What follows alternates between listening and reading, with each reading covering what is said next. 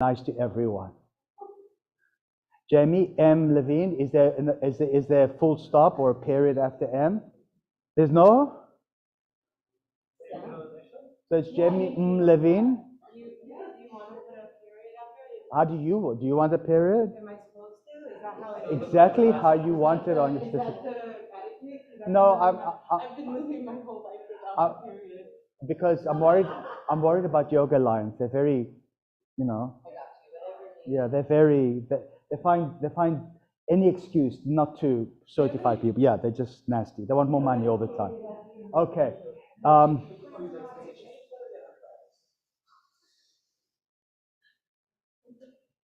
That's Nancy.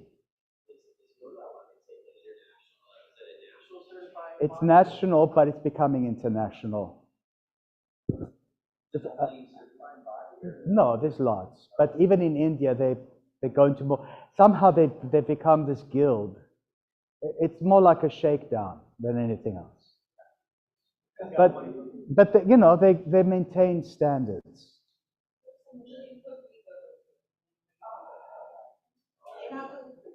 And then number 10 is who? Number 10 is you. Put all your names exactly as you would like them. Put your hoodie on.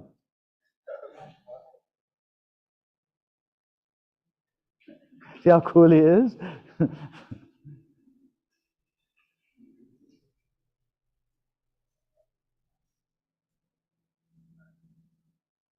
Oh, that's simple. Okay. So anybody who's not here yet? And are we missing anyone? Are we missing anyone? I think we're all here. Yeah. And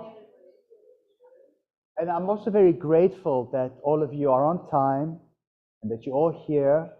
It's very hard to conduct a teacher training when people come late or they leave half the time and show up late. It just becomes very difficult. And then I can see their confusion on their face. And, that I've lost them. Because this is very step-by-step hierarchical process. So stay focused. Let's get our books. Let's open up to verse 33, chapter 1. Samadhipada.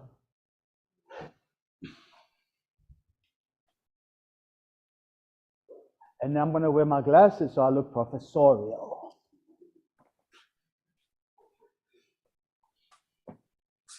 Nancy, do I look professorial? Can't see anything. Just a big blur.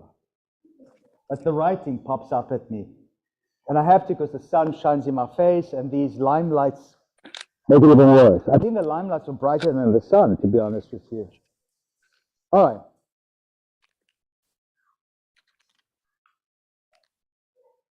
We're going to chant it together. 33. It's a very important one. And we discussed the importance of the number 33. Remember I said Bob Marley died at 33. Who else died at 33? Jesus died at 33. Who else died at 33? Who was it? Bruce Lee. What was his name, that singer? Yeah, I don't know. Anyway, 33 seems to be a very, very, very popular dying number. It represents the division of 100 into 33 and a third, which is what you charge, right, Nancy, as your payment for as a lawyer. 33 and a third is the best way to divide 100 into threes. Doesn't quite add up, but it almost does. 33 and a third also represents the Kundalini that is coiled 3.5 times at the base of the tailbone. Kundalini is the electromagnetic charge that helps to animate our central nervous system. So people who've had a profound influence on world events and who have stoked human evolution. People like Jesus, and I'm sure Bob Marley, and who else died at 33? And Bruce Lee. These people, they were young, but they left a very vibrant mark on human society. So let's read 33, and it's also a very, very important sutra to help us how to deal with society. Are you guys ready? Maitri karuna mudito pekshanam sukha dukha punya punya vishayanam bhavanatas chitta prasadanam. By cultivating attitudes of friendliness towards the happy, compassion for the unhappy, delight in the virtuous, and disregard towards the wicked, the chittavriti, the mind stuff, retains its undisturbed calmness. Simple enough, right? So let's break it down so we really, really absorb this lesson. Who do you know people who are chronically happy, annoyingly so? Do you know anybody like that? Yeah. I mean, they're just happy. Their health is good. They're in very happy, supportive relationships. Their financial situation is very good. They live in a nice part of town. They drive nice cars. They have lots of friends. I mean, they have everything going for them. And they are happy. If you were to ask them, are you happy? They would say, oh my goodness, yes. And they radiate happiness. Do you know people like that? I feel like I am a person like that. So, would you cultivate friendship with such people, or would you like trash them? They make me sick. They're so happy. Depends where you are. Depends where you are. You want to cultivate friendship with such people. Some of their happiness will rub off on you. It does. In fact, in their presence, you also become happy. They're just so effervescent and light and pleasant to be around. Next, compassion for the unhappy. Anybody could be unhappy for various reasons. Perhaps they're grieving the loss of a loved one or the loss of a relationship. Maybe they're grieving the loss of health. Maybe they're grieving loss of business. Who knows what's going on in their lives? They are unhappy. Do we throw them under the bus? No, we cultivate compassion. We might even say to them, if you need to talk, call me. Call me anytime. And you mean it. You're cultivating compassion. They need someone to talk to, someone to help them through this. That's what humans do to each other. God knows animals do it to each other. Maybe humans might learn how to do it also. And then, what else is there? Delight for the virtuous. Have you ever met somebody who is virtuous? Sinless, almost. I immediately think of Mother Teresa. To me, that's my go-to virtuous person.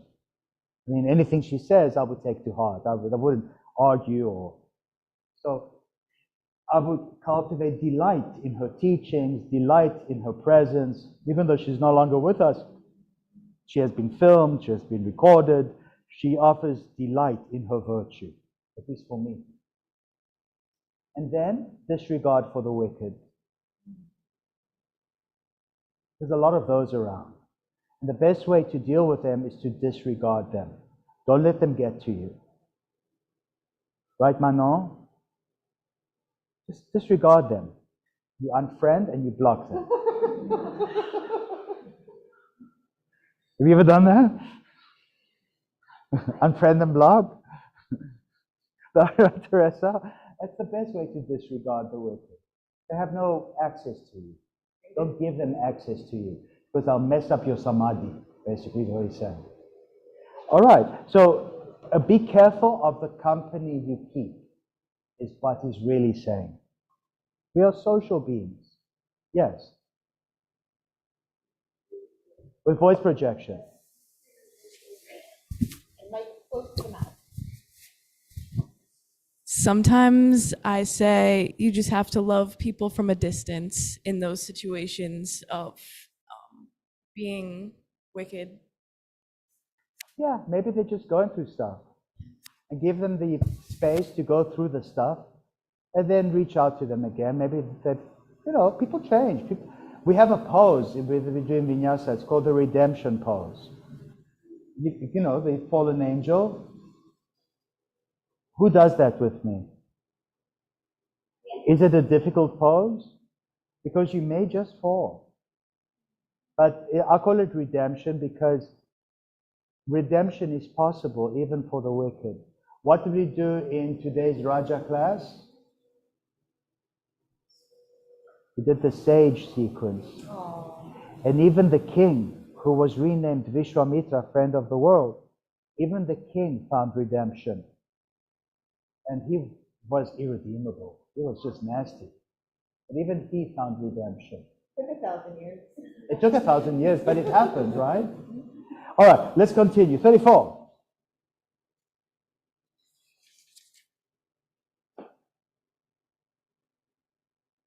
Should we sing it together?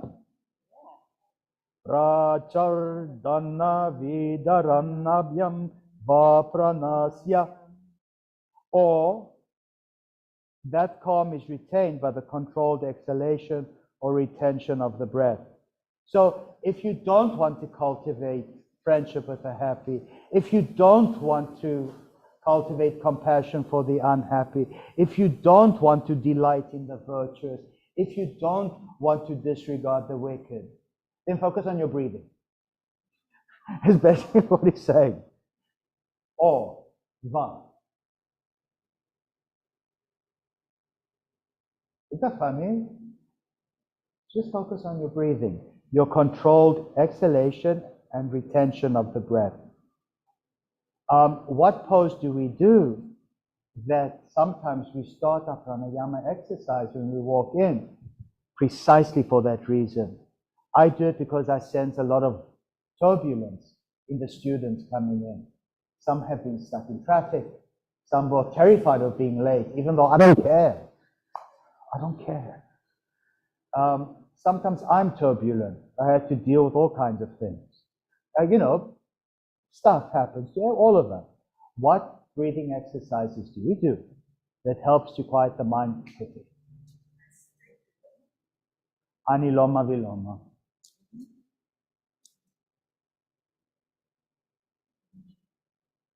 What have you? Just trying to figure out the thumb and this and blocking and that. It stops the mind. I mean, you focus on something else. You're breathing. And all your other problems recede. Who has found that it actually works and quickly? Every time. Every time. So he's given us ways and means to maintain samadhi, to maintain a highest level of meditation. He says, cultivate friendship with the good people, with the happy, cultivate compassion for the unhappy, cultivate delight for the virtuous, cultivate disregard for the wicked, or do breathing exercises. I hate everyone, so I just do breathing exercises. That's not true, right, Sean? Okay. So, and let's see what else. 35. Should we sing it?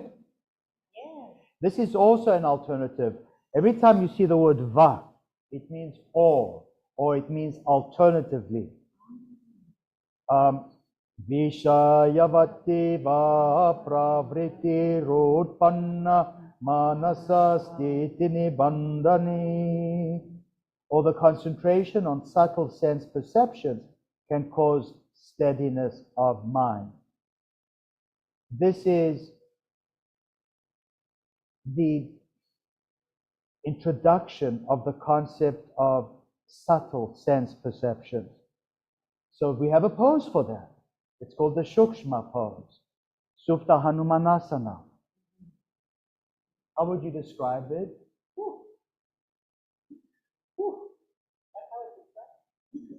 Who remembers which pose I'm talking about? Who has been showing up for the 4 required Raja classes a week? Shukshma, the subtle sense perceptions. Subtle, but dirty, yeah. Huh? Yeah, I did it on Friday. Supta Hanumanasana, supine splits. Remember when you cross your wrist and you grab the foot and you close your eyes and you focus on the muscles around the one hip and you soften those muscles and you focus on the muscles. You focus on the adductors, the glutes, the piriformis, the femoral biceps, the quadriceps. We focus on these things and we consciously soften those things. And you do little micro movements. And then you use the humeral tendons of the biceps in the arms to gently pull the tendons of the femoral biceps of the hamstrings. And how difficult this would be if you were to get gross and violent and aggressive with this, how damaging it would be. And you feel it, even the subtle micro movement, you know to back off because you severely feel it. So there's certain poses that developed over the time that, you know, I use as a way to describe the difficult psychology he's talking about here. So if you don't want to cultivate friendship with the happy and the virtuous and compassion and all that, if you don't, or the breathing exercise, the inhalation and retention doesn't quite work for you, then he's giving us a third alternative. Focus on subtle sense perceptions. Yes. Can you spell that for me, the supine split? Supta Hanumanas, don't worry about it. It's going to come up. Because I'm never going to remember it if I write Yeah, it. And then it will actually be written in black and white for you. Thank you. Yeah. And then the other thing I wanted to say just about Sutra 34, in the purport, I love Thermular. He says where the mind. Tirumula was a great sage from Tamil Nadu in South India. And he wrote an incredible amount of things. Not in Sanskrit, in Tamil. Oh. I love how he says where the mind goes, the prana follows. And I thought that was so beautiful. That's exactly what's going on in that pose. Yeah. Tirumulai is a powerful, powerful sage. Perhaps you should learn how to read and write and speak Tamil. It's not like Sanskrit at all. Can I ask you a big favor? Yeah. Put it on a lower setting. It makes too much noise. And then you can focus on the subtle sense perceptions of the breeze blowing on your skin. And again, let me apologize for the lack of AC. He promised me, he actually texted me, he says the party's coming on Monday.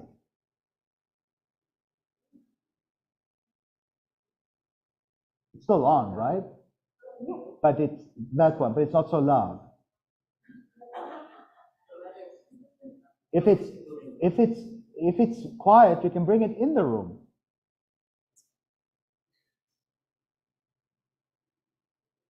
That's a little bit better. Second setting. No. What is she doing? Is there a dial? Oh, that's it? Is it just two settings on and off? No, it's free, but it's loud, louder, and louder. Okay. The least loud. Okay, good. Yeah, that's much better. Thank you. All right, everyone. 35. Ask a quick question about that pose. Is it the opposite of the royal garland, except I know it's not in a supine position, the royal garland, but where you're withdrawing the senses in? This one is focusing on subtle sense perceptions. Royal garland is withdrawing from the 5 indriyas, or the 5 senses. Your eyesight, your ear, your hearing, your taste, your tactile sense.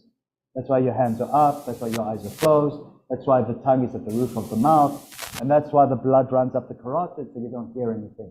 And what do I normally say at that point anyway? Snarky remark to say to the people next to me? Nobody listens to me anyway, so.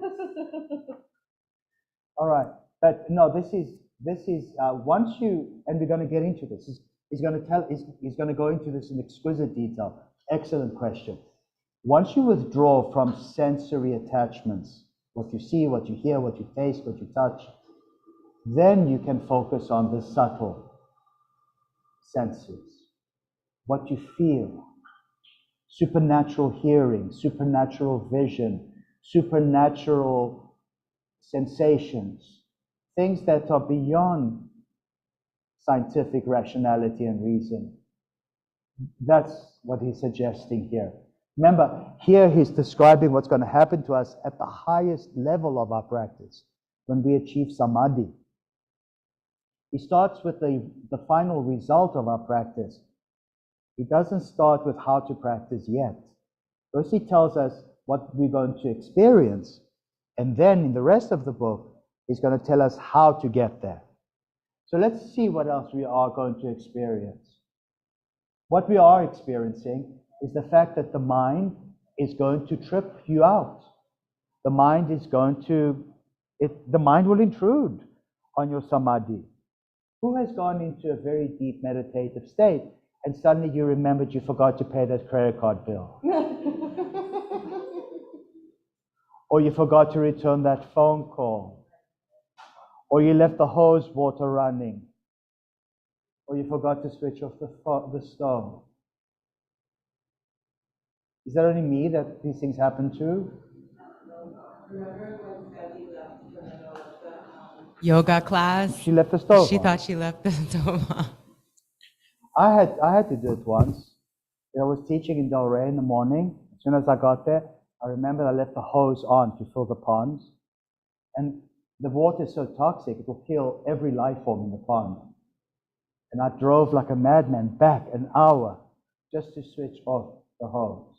Then like an even crazier madman, I drove back up again so I could teach the Raja at least. Thank goodness Buffy was there, and I asked her to cover the vinyasa class for me. But I wasn't going to let my fish die, so a bunch of people can do chaturangas. It seems sometimes when you drop into those deeply meditative states, you become aware of these things that you really need to be aware of. It's almost like little pieces of homework or things that are obviously important that you needed to remember, that you finally let go of enough distractions that you become conscious of it again. Something even more profound happens. Because it's so disturbing to get jolted out of your meditation, you become a lot more mindful. Yeah. So before you prepare for your meditation, you look at all the constituent things that have to happen to prepare you. Did you switch the stove off? Yeah. Did you switch the hose off? Did you lock the front door? Did you feed your animals? Did you pay your bills? Did you make that phone call? You sort of tick things off to prepare you to meditate. Yeah. It's like before you go to work in the morning, don't you do your ablutions first? And then you get dressed and ready to go to work, right? It's the same thing. To do this work, you have to make sure everything else has been taken care of.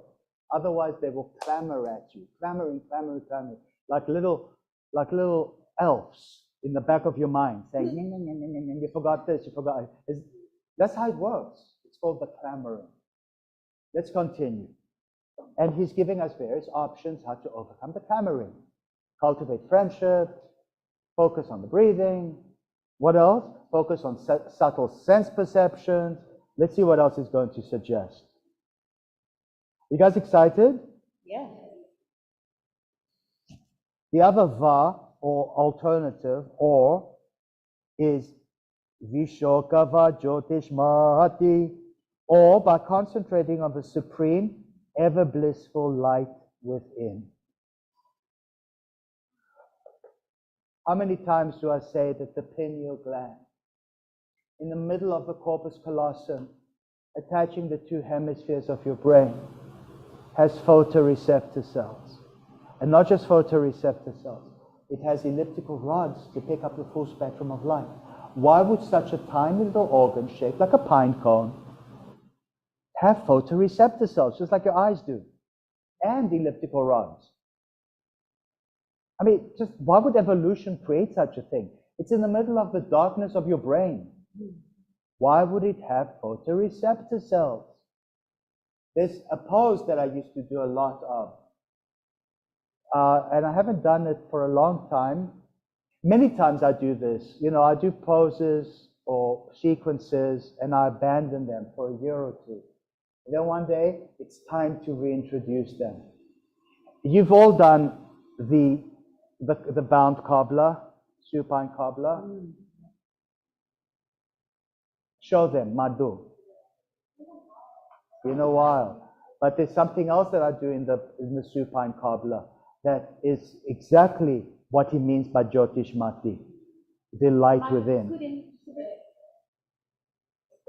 So feet together, soul to soul, and bring your hands under a rest behind you as if handcuffed, palms face flat away. Ease carefully over your hands. Make sure your knuckles massage the fleshy parts of your lower back above the sacrum. Don't let bone rub into bone. Are you happy? Does it feel like a nice gravitationally induced massage? Yeah. So what is happening? Her body weight presses heavily on her crossed hands. And through the gravitational squeezing, the hands will start to release a lot of heat energy. Tell me you feel the heat energy.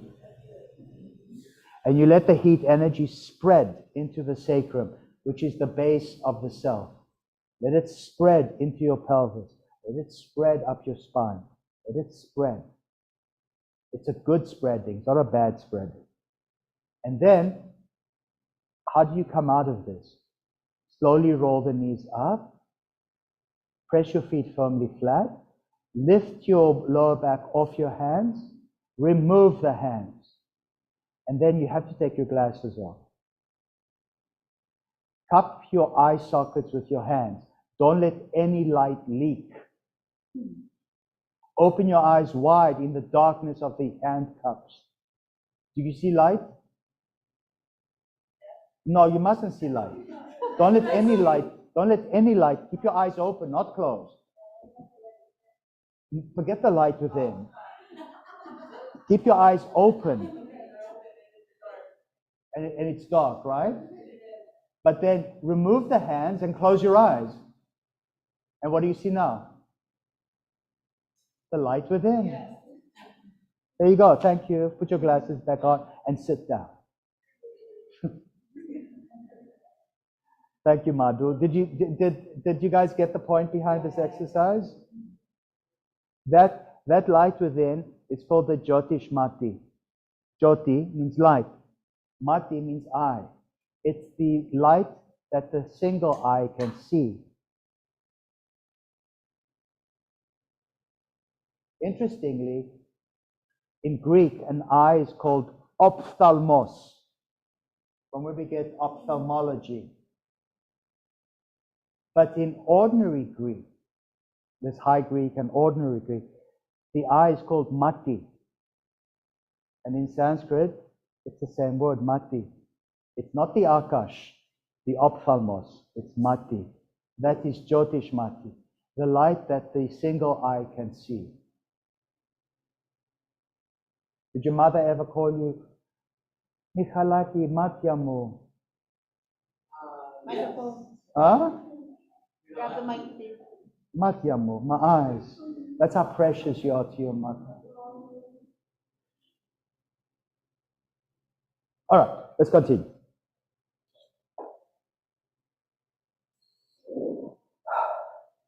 Vishoka. Vishoka means blissful or without sorrow, by focusing on the light within, the Jyotish Mati. And I showed you how to see it. Usually when we see lights, when we close our eyes, it's cells in the corneas of your eyes breaking down. If you were to rub your eyes furiously, you will see a lot of flashes and lights. That's cells exploding. Not good. But if you were to cup your eye sockets, do it. Cup your eye sockets, all of you. Don't let any light intrude. Don't squeeze your eye sockets. Cup. And open your eyes into these cups. Make sure there's no light squeezing in from between your fingers or under your hand. Whatever light you do see is just dying cells in the eyes. After a while, all you see is an inky blackness. Then Close your eyes and you see light. Do you guys hear it? All right, so now we're all with this. The pineal gland, please never ever call it pineal. It's pineal. The pineal gland, shaped like a pine cone, is sacred to Jupiter. Jupiter is Guru. It's how Guru helps you see. And when we finally started taking pictures of the planet Jupiter, what did we see there? A big storm called the Eye of Jupiter. And when you want to go on a pilgrimage to Rome, to the Vatican, what will you see at the Vatican? A big statue of a pine cone. And if the priest comes to do Mass and give you blessing, the Pope comes to do Mass and blessings, what's on the top of the scepter of his staff? A pine cone. It's your spiritual eye, it's your third eye.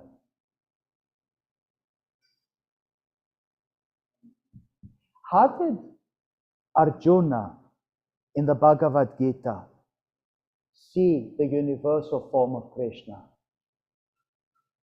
With his spiritual eyes. Krishna gave Arjuna spiritual eyesight. So Arjuna could see the universal form of Krishna. And it was too much for Arjuna's brain to perceive of such a thing. He saw galaxies, he saw gods and goddesses, he saw beginnings and endings, he saw creation and destruction.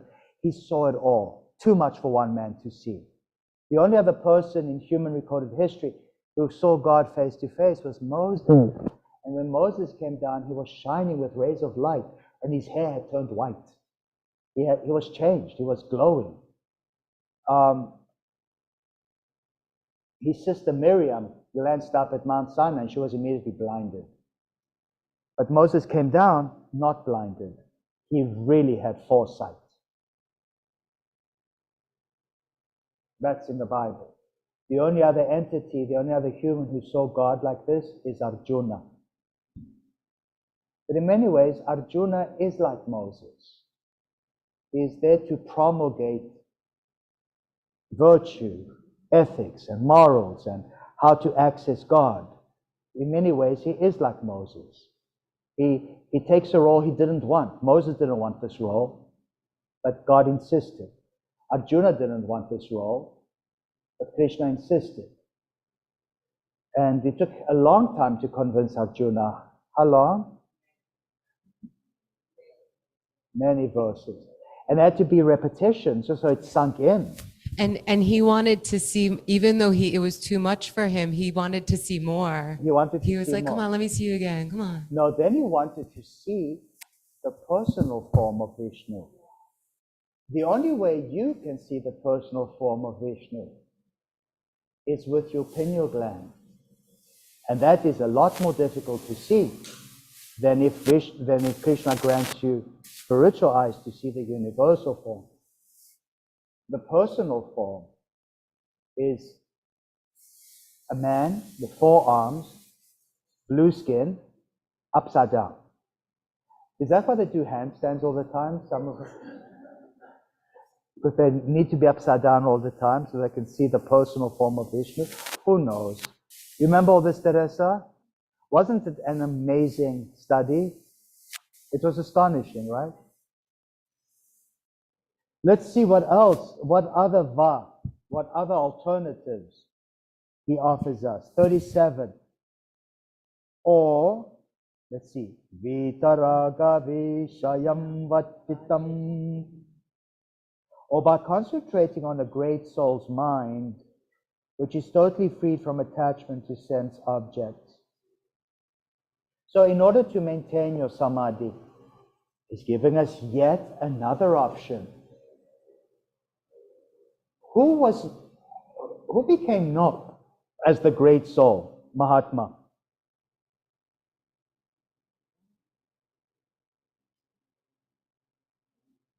Gandhi. So Mother Teresa would be Mahatma as well, a great soul. Think of such very elevated spirit. I consider the Dalai Lama to be a great soul. Yogananda is a Mahatma, a great soul. Lahiri Mahashaya is a great soul. In fact, all our gurus are great souls. They are Mahatmas. Maha, mega, Atma. Atma means atoms or souls. Great souls, Mahatmas. If you focus on the mind of such people, you understand the greatness of soul. These people who changed the world had such power. They had such a powerful soul. Focus on their mind. And you too will gain this power for yourself to help you maintain your samadhi. Just to help you maintain samadhi. But first you have to switch the stove off. And you have to do your ablutions. Make sure everything is done and your T's have been crossed and your I's have been dotted so that you don't have to worry about these things. Let's continue. 38. It gives us another alternative. Swapna nidra ajnana lambanamva. Or by concentrating on an experience had during dream or deep sleep. Have you ever had a prophetic dream? Yeah. Has it been an elevating dream? Yeah. I'm not saying a nightmare, I'm saying it's something wonderful. You wake up and you say, oh my goodness, this is amazing. You wake up and you know exactly what to do. Has it ever happened to you? Yeah. You know, that's when we get, in English, we have an idiomatic expression. We say, I'll sleep on it. Have you heard that before? You cannot make a decision. I'll sleep on it. And when you wake up in the morning, you know exactly what to do. You slept on it. Somehow, in this altered plane of consciousness in deep sleep or dream, you know exactly what to do next. That is what you can also do as an alternative to maintain your samadhi. So your mind doesn't go into overdrive. Let's continue. 39.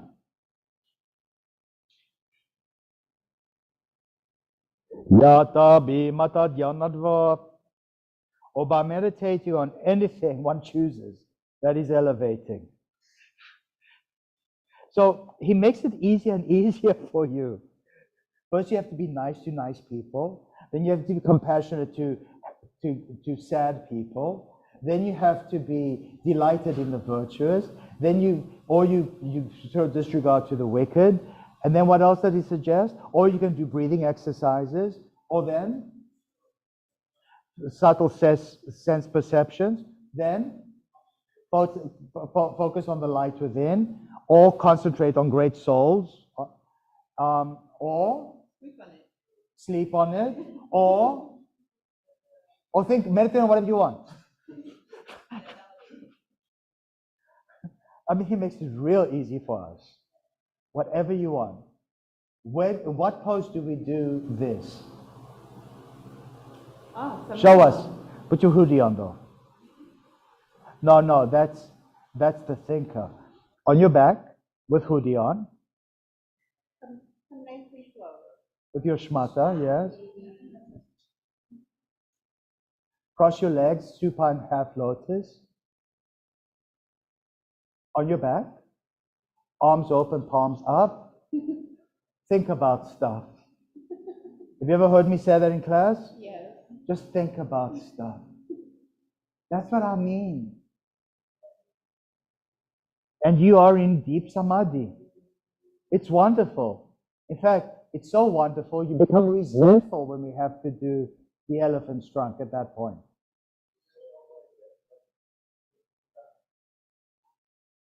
What? What are you contemplating? Oh, that's when I say, Kapota, what are you thinking about? And what will he say? Myself.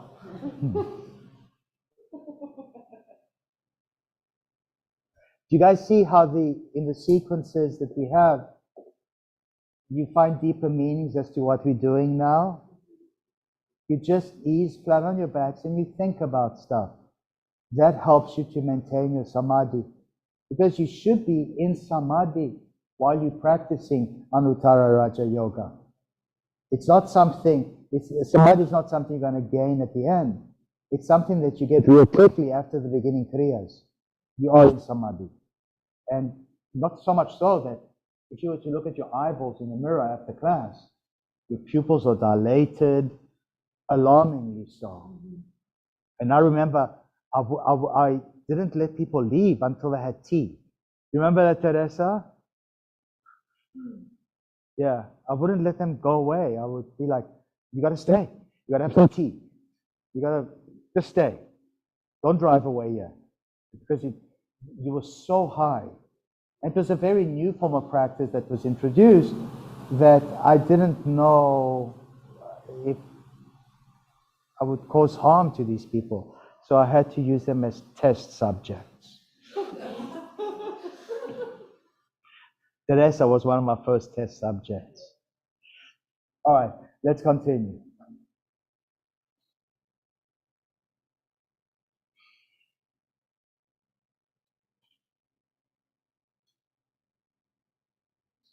So you focus on anything or meditate on anything that you'd want, that you choose, but that which is elevating. In other words, don't focus and meditate on how to get back at your ex-best friend or, you're just elevating thoughts. That plant you planted last week, how it seems to be growing new leaves. Who enjoys planting? And how wonderful and so elevating it is. Or you have a plant and it's developing flower buds and you can hardly wait for them to open. Those are elevating things. Or somebody who's about to give birth and it's going to be a new life on the planet. That's elevating. Or when NASA sends out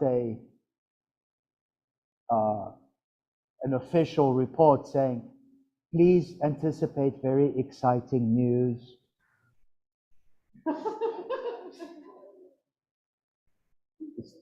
What do I think about immediately? UFOs and aliens, yeah. I'm like, thank God. They're going to intervene. They have to intervene. Because we cannot handle it ourselves, apparently. So, that's what I think.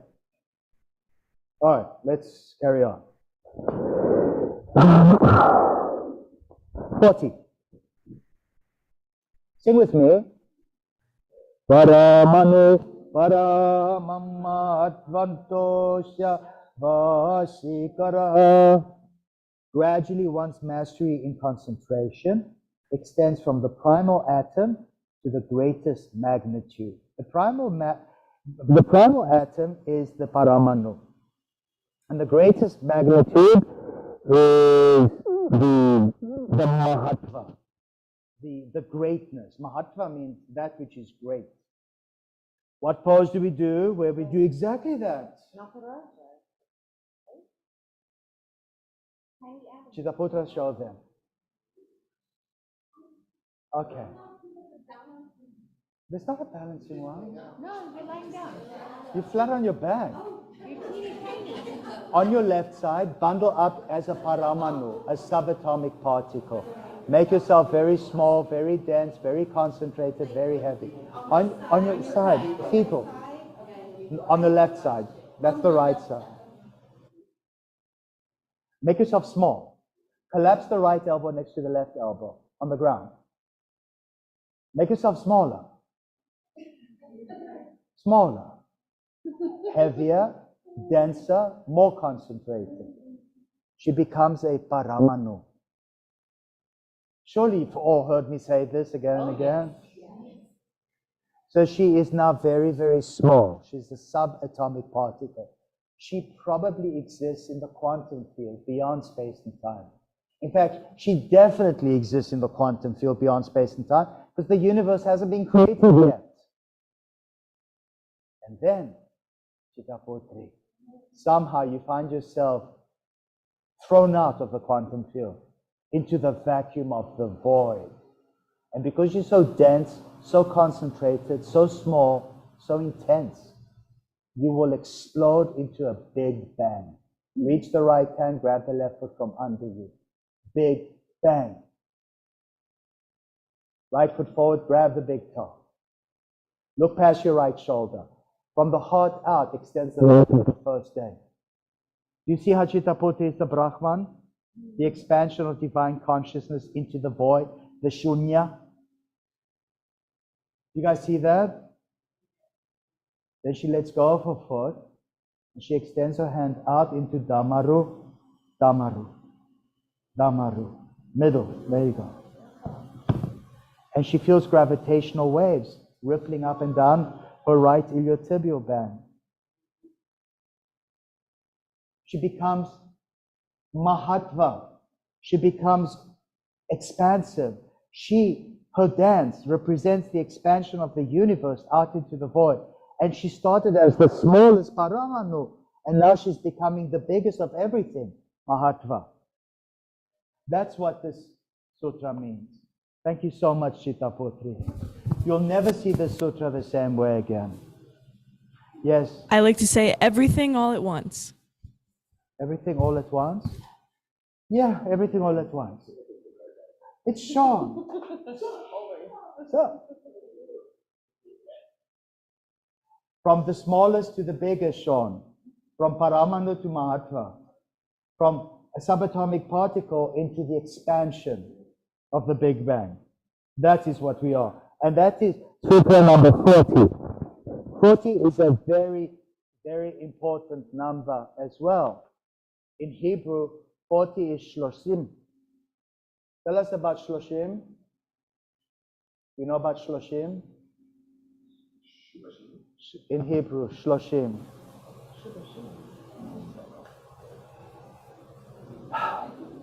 40 days, 40 nights, 40 years. If somebody dies, you have prayers on the 40th day for their soul. 40 is Shloshim. It's a very, very important number. It's also very important in yoga as well. 40 implies maturity. Things have happened at 40, or at least they should happen at 40. I can hardly wait to become 40, so I can finally, me too.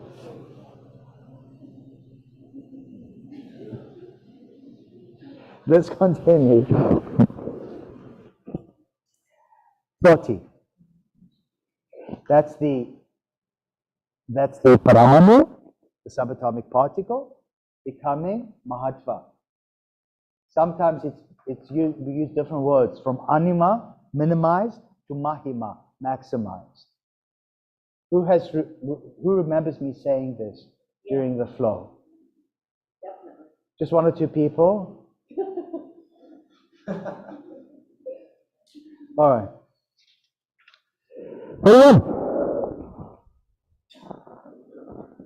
Sing it with me.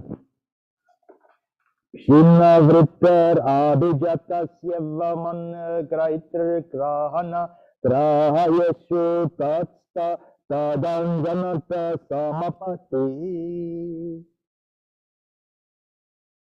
Let's break down the words.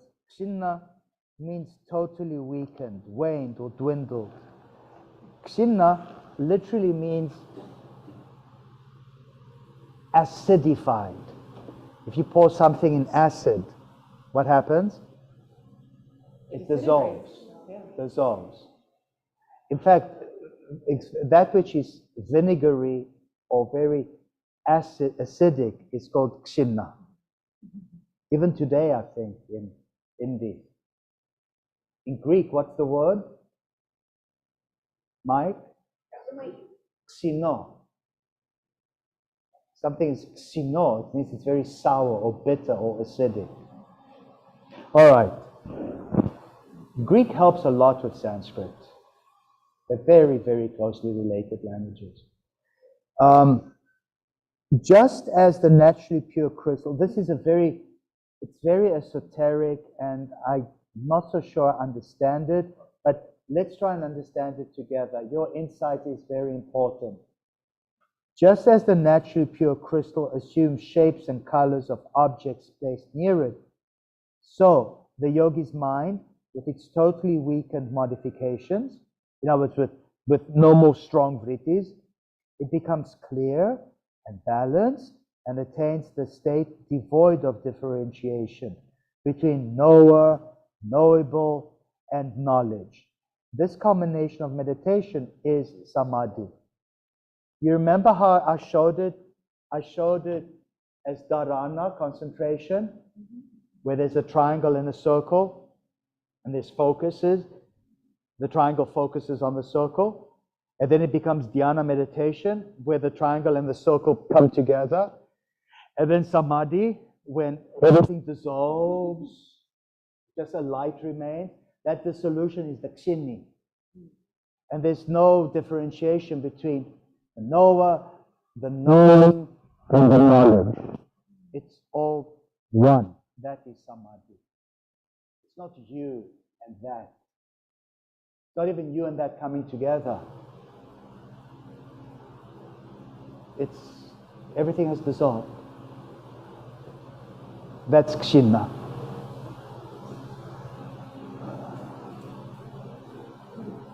Excited, Lana? I didn't see you in class this week, and it broke my heart. Huh? Were you? I saw you once, I think. What day was it?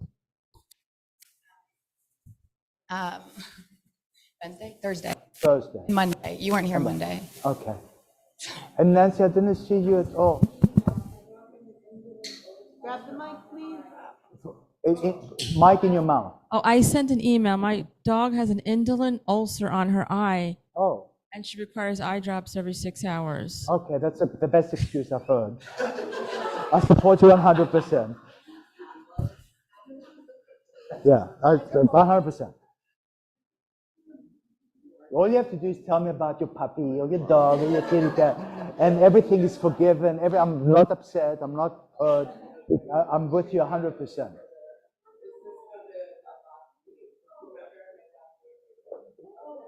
And he really did. That's her excuse. My dog ate my homework.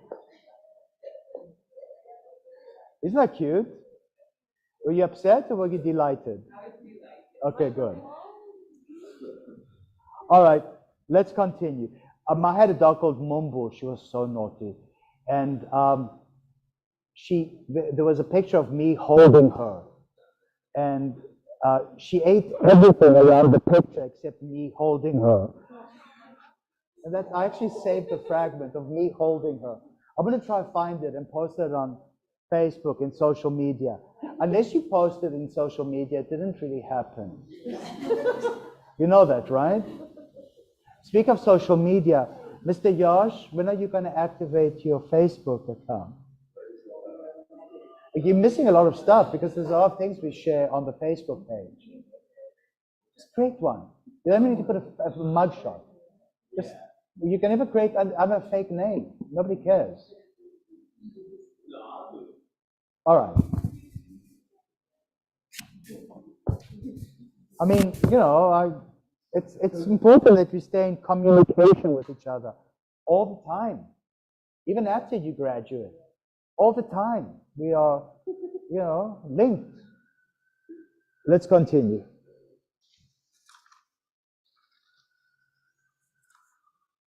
"42. Say with me. Tatra shabdarka jnana vikalpae sankirna savitarka." Let's sing it together. I really need you guys to establish voice. I really need you guys to be able to communicate very difficult spiritual and psychological concepts, even physical alignment principles, in as few words as possible. Otherwise, your utterances are nothing more than word salads. What's a word salad? mumbo jumbo, a lot of words that have no meaning. It just gets lost. Exhausting, didactic, pedantic, exhausting, word salad. Silence is so profound in the practice. Uh-huh. To allow that space.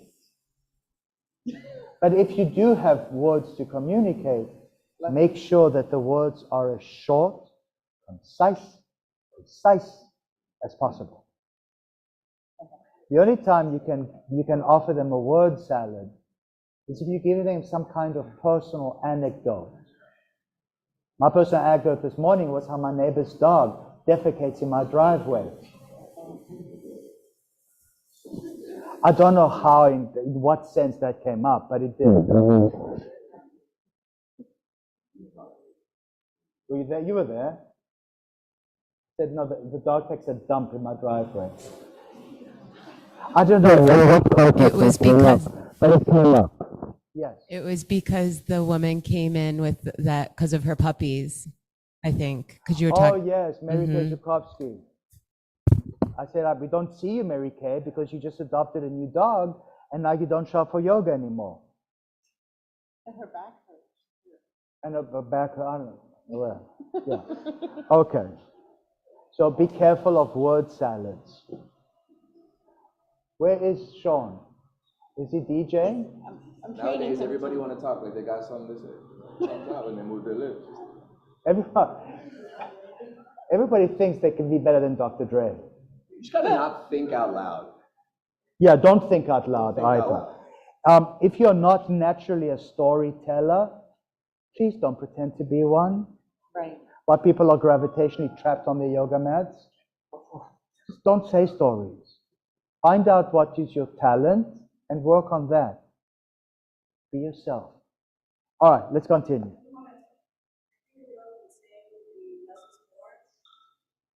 Sorry, they want to sell me car insurance.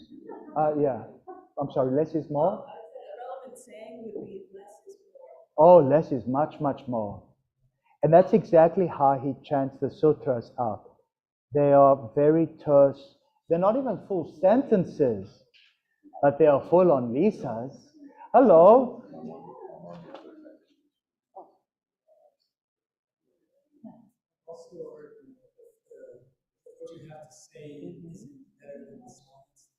Say it. Just don't if it's not more profound or. Sometimes, that's why we also play music when we teach yoga. Not everybody does that, Not everybody plays music when they do yoga. Traditionally, We do. it wasn't. Yeah. No, traditionally, only vinyasa. Right. But, hatha yoga, I think there's no music. Silence. Tell me about India, how they would practice at the Shivananda ashram in India. Shivananda ashram or any shala in India, there's no music. It's silence. It is silent. And although I love music and I love all kinds of music, I like the silent also. I find I focus more on my posture. And music is very touchy because people like different kind of music, Sometimes they don't like the music that we're going to play, for example. So it's very, very touchy. But I like with music, but also I love without music. And I only listen to the teacher who is teaching and putting us in a posture I hear clearly is direction and how to go into it. Sometimes, especially in the Boom Boom class, because I'm also I've been practicing 2 weeks and I do not know it by heart, I have to look left and right because I cannot understand your direction. So, but it's okay, at least I can look left and right and I do whatever the others are doing. You understand? What is my direction usually in the Boom Boom? None. Watch. Watch. Are you happy? Yeah. Why are you wiping the sweat? Feet together. Feet together. I mean, that's it. This, no. And the music is going, how's it going? Boom, boom, boom. Can you imagine baby, baby, boom, boom, boom in Indian ashram? Oh, scandalous. But that's vinyasa. Vinyasa was traditionally practiced in midday or early in the morning or late in the evening, but usually midday within a circle of bonfires so that you could burn and broil. It's hot. Under the midday sun. In India, you know how hot it gets. And outside of the bonfires, they would have musicians, mostly drummers, going boom, boom, boom, boom, boom, boom, and they would start dancing to the, it's Natalia, they would start dancing to the music as they were practicing in a circle so that they could watch the leader. Very much like a Iyengar in that beautiful. Yes. Can you find it? I'll try. Hello, Natalia. Yeah, the TV's there. Where's the princess? Oh, abuelita? Your mother. Okay. Await the Iyengar's Boom Boom Vinyasa class. There's Iyengar. Iyengar is not our guru. Iyengar is Yogi Raj, a yoga king. We learned our vinyasa comes from them and Patabi Joyce. Vinyasa does not come from Yogananda. Although he did teach a flowy kind of class as well, but these are you blame us for boom boom? That's who you blame. Where is boom boom? We're looking for it. It's called Iyengar Guiding a Vinyasa Class.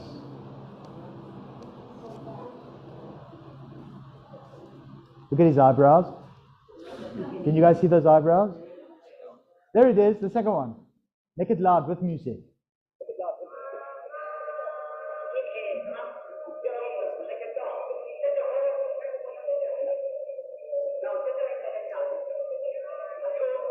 Trying to get it larger.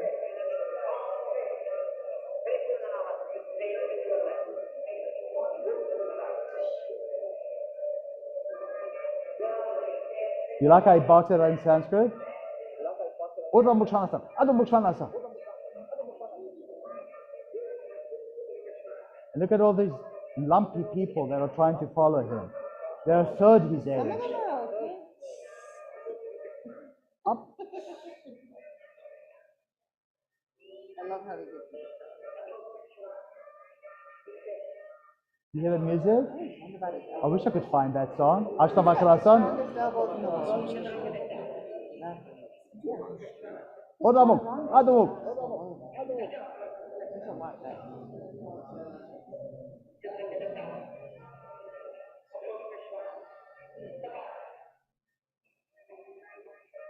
You hear the music? I wish I could find that song. I would play it over and over again in the vinyasa. You can record it. You can reenact that. Yes, please find it.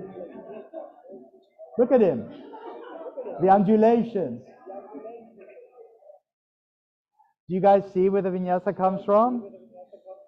You see how it was practiced in a circle? It was a circle of bonfires outside in midday with drummers around. Going boomity boomity boom boom boom. That's where it comes from. All right. Patabi Joyce took it to the next level with his Mysore style and the so-called Ashtanga styles that he came up with. But it's very much the same things we do. Let's continue with this. Krishnamacharya. Krishnamacharya is their teacher. Krishnamacharya lived before Vishnu Ghosh lived. Type in Krishnamacharya. We need to know about Krishnamacharya. Guys, sometimes people are shocked that I would have these gurus not from the Vishnu Ghosh tradition. We are not a Bikram school. We are not a Bikram knockoff. Not at all. We are traditional yoga. We look to Vishnu Ghosh. We look to Yanda and Krishnamacharya. We look to our Guru lineage. But we are not beholden to one school. This is our own school. It's called Anuttara. And it's been influenced by so many profound yogis, ancient and modern.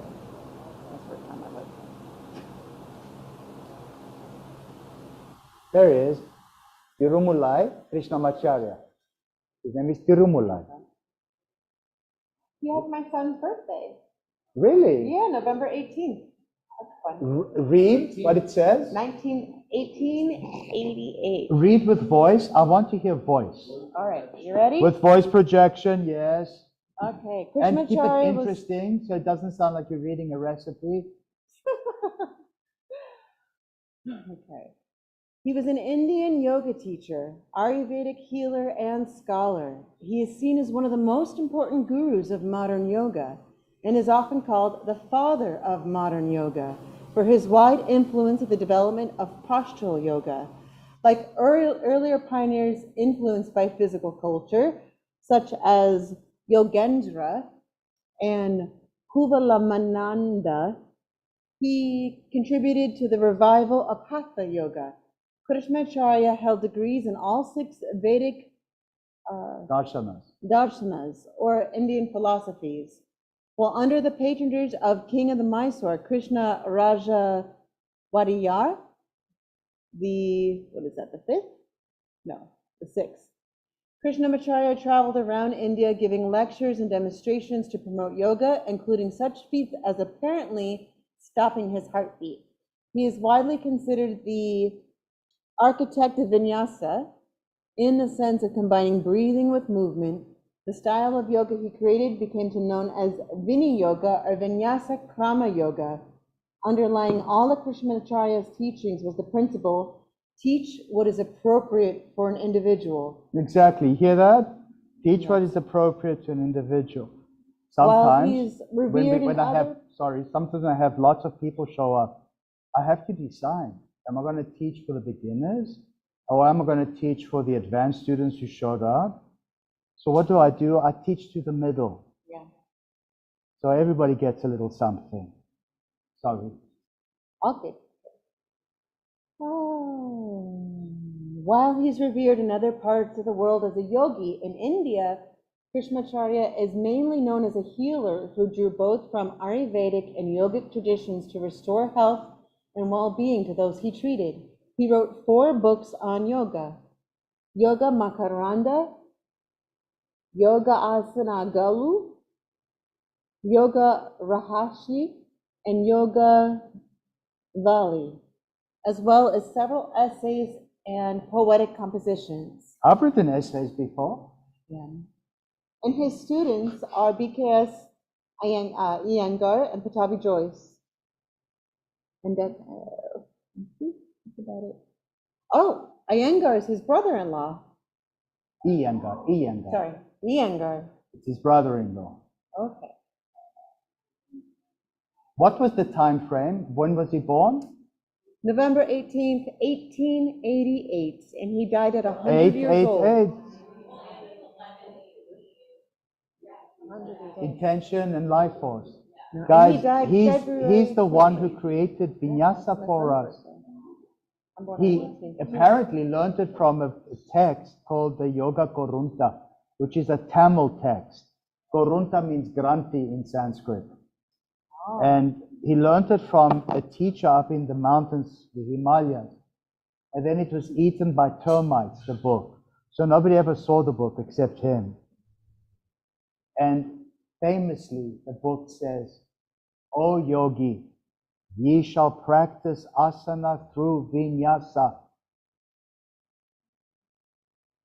That's what we know. So, do you see why he's here? Everybody thinks Iyengar is the man with whips and strains and bolsters and blocks. That was him too. But he was also a vinyasa yogi. And you saw him for yourself. Boom, boom, in a circle, guiding the vinyasa, barking at them in Sanskrit. Adho Mukshanasan, Udho Mukshanasan, Ashtavakarasan, screaming at them just like we do in the vinyasa. Iyengar is also who inspired traditional aerial yoga to use it as a tool, not just For healing. Right, exactly. Yeah. So in India, he's known mostly as a healer. He used yoga and Ayurveda as healing modalities. Please do not confuse Ayurveda with yoga. They're both Indian. That's the only connection. They both come from India, but they're not the same. Ayurveda and yoga, there's a lot of interchange, but they are not the same thing. One is a science, the other one is a science also. They're not the same just because they're from India. Right? They belong together, but they are not the same thing. They are not the same thing. The doshas that we know in Ayurveda don't always interlace perfectly with the gunas of Prakriti, as we know. Ayurveda will offer things that yoga would not dare to look at, and so on. That's another conversation. May I ask a question? You may. Michelle, what year was that video of Iyengar? The 50s, right? In the 50s, yeah. It's gone now. I can find it again. It was 55, I think, or something like that. I think it was, yeah. I know it was in the mid-50s. And he was in his mid-50s. Can you imagine doing these things?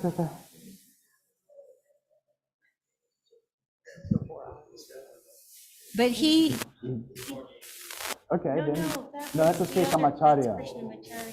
Yeah. But Iyengar did yoga all the way till the day he died. Yeah. And he died must of have been like spite. 100 or something. 96. Okay, He died of 96. But spite. well, he wouldn't do the kidney dialysis. He was very spiteful. His kidneys were failing him. And they said, go and do dialysis. I don't do dialysis. Please, we beg you, dialysis. I don't believe in such rubbish. Okay, fine. And his kidneys failed and he died. He died of spite at 96. He still would have been doing boom boom vinyasa had he done dialysis. And it wasn't constant dialysis, just a one or twice type deal, just to give his kidneys some reprieve. So I believe he died of spite. He was actually a very harsh man. He was very stern. And he didn't have tolerance for nonsense at all. He considered what Patabi Joyce was doing as nonsense, hurting people. There's an interesting movie about them. Patabi Joyce was much younger than him. And in the movie, they finally reconcile. And they walk arm in arm with each other. The photographer's watching them walk away. Iyengar, who's the older one, is helping Patabi Joyce to walk. Because Patabi Joyce could hardly walk. Was crippled from his yoga practice, from the binds and the floats and the jumper and just crazy stuff. Binds especially are the worst. And Iyengar warned him, stop this. You're not 18 years old. And he wouldn't. Then he was crippled. Of movements in even that video. Yeah, he calmed down after that. Yeah. When I'm sure some of his students got hurt, especially the rollbacks on the spine and things Yeah, like that. like over your neck like that. Yeah, you know. But again, not to put anybody down, but you know, we understand a lot more now about physiology than they did back then. We understand a lot more now. We have information at our fingertips, at the speed of light communicated to us through our computers. They did not have that back then. So let's be fair.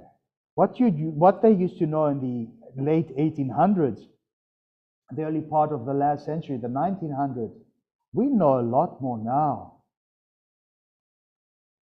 So to judge them harshly is a little unfair.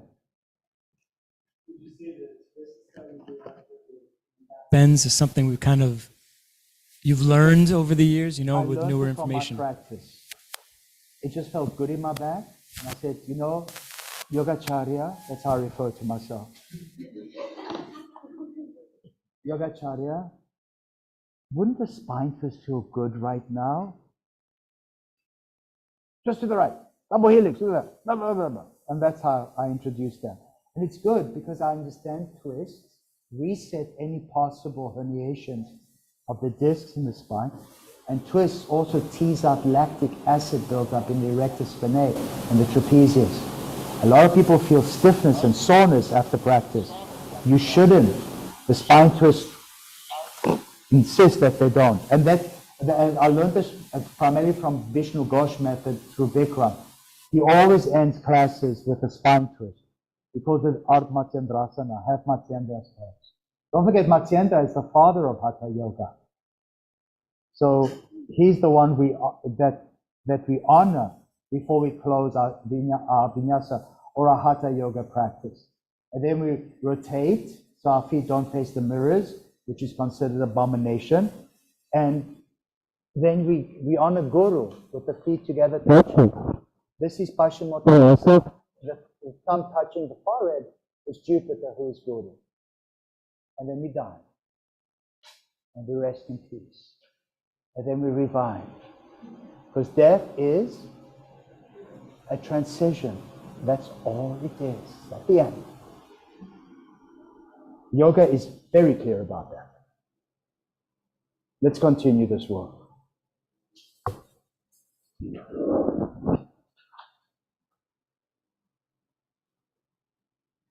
Where are we? 42. So, 42 actually. But before we do that, I want us to sing this last one together. I need you guys to establish voice. 41 sounds like a word salad. But I want you to make it meaningful in Sanskrit. Let's sing it together. Shima Vitte Abhijatasya Mane Grahite Grana Graheshu Tatstha Tadanjanata Samapati.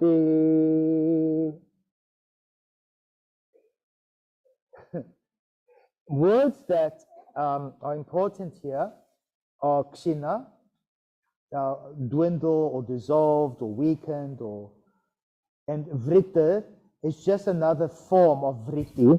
Can you see that? Vritti. And then the last word is samapati. Samapati is a cognate or even a synonym for samadhi. It also means coincidence. We have a pose where our feet are in samapati, in a balanced state. In fact, the pose is a severe balance challenge. Who knows what the pose is?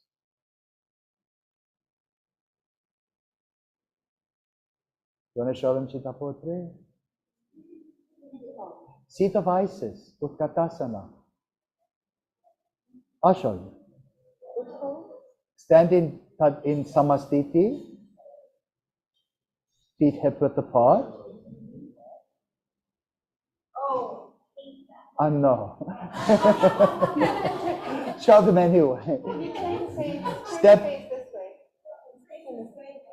Step the right foot back. Keep your feet parallel tracks, samapati. So your back foot is not 45. It's the same as the front foot. Stand up tall on your toes. Bend the knees. And lift your left arm up. Switch arms. Both arms forward. Sink some more. Isn't that cool? And then she stands up. Heels down. Step the right foot forward. Keep your feet separated. Zip the inner thigh, squeeze the knees, and slide down. Don't push your pelvis back. Thrust forward instead. Sit. Your heels will come up. Let them. Tell them how much you love this. Do not like this at all. I always tell them it's the first thing I do when I wake up in the morning. And then come back down, step the left foot back, samapati. Yes. Feet must be samapati. Coincidental feet. They both face the same direction. Stand up tall on toes. Bend. Right arm up like a puppet on a string. In hand in chin in Gyan Mudra. Like this. Yeah. Switch arms. And then both arms forward like there you go, like ray guns. How long do you think you can hold that for? What muscles are engaged? What about your calf muscles? Stand up tall, let's get the calves. Are you satisfied? Feet down, feet together touching. Tadasana. Thank you so much. Nobody loves it. Nobody loves it. Trust me. If they say they love it, they're lying. No one loves this. Oh. Do you like it? Yeah. It's seat of Isis. I used to call it seat of Isis for many years. Everybody used to call it that. And then the devil worshippers in Iraq. And then I stopped calling it Isis because that's where their minds started going, causing vritti. Isis, of course, is Ishtar. Ishtar is the goddess. We get the word Easter from the same root. Happy Ishtar. Hello. It's Carissa. Come in. Don't be shy. Look, she's got multicolored things on her wrists. And she's so spiritual. Look at her. All right, let's continue. 42. Sing with me. Tatra Shabdartha Namavikalpai Samkarna Savitartha. The samadhi in which name, form, and knowledge of them is mixed is called Savitarka Samadhi, or Samadhi with deliberation. Remember, he started telling us about two forms of samadhi, samprajñata and asamprajñata.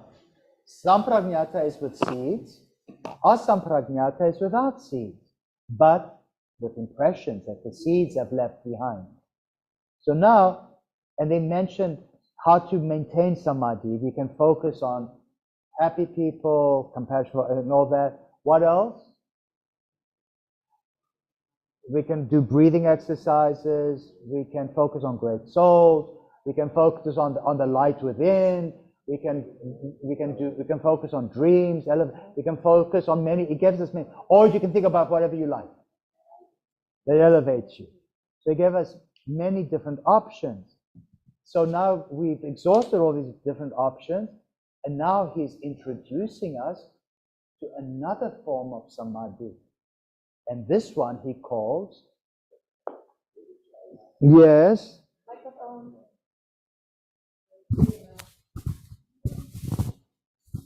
What's the value proposition in distinguishing the different levels of samadhi? As soon as you start to figure out what level of samadhi you're in, you're out of samadhi. So what's the purpose? There's only, basically, he's going to give us a lot of samadhis. But the ones I need you to remember are basically samprajñata and asamprajñata. After this level, what you call savitarka, with deliberation. Savitarka is with reasoning, with deliberation. It's the first part of samprajñata samadhi. Bring your hands into vitarka mudra, you remember? That's vitarka, that's deliberation or reasoning or rationalization. Basically, he's going back to us, to samprajñata samadhi, and he's breaking it down. Remember, samprajñata had the seeds. What seeds? Vitarka, reasoning. Vichara, reflecting. What else? Ananda, rejoicing. And asmita, pure amness.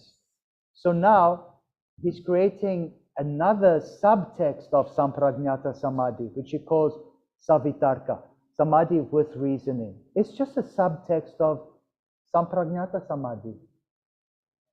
That's all. You know, you achieve Samadhi, why are you rationalizing it? Why are you thinking about it? Why are you trying to pigeonhole it or categorize it? You're not in Samadhi anymore. You're thinking too much. Let's continue. 43. Smrti parishuddha swarupa sunya vartamatra nivasa nivitarka. When the memory is well purified, the knowledge of the object of contemplation shines alone, devoid of the distinction of name and quality. This is nirvitarka samadhi, or samadhi without deliberation. Okay. You know, in other words, there's just a shining. You're not thinking of stuff. You're not looking at things. You're not trying to understand. You're not trying to learn. You're not trying to experience. You're not anything. This is nirvitarka, no deliberation, no rationalization, no reasoning, nothing.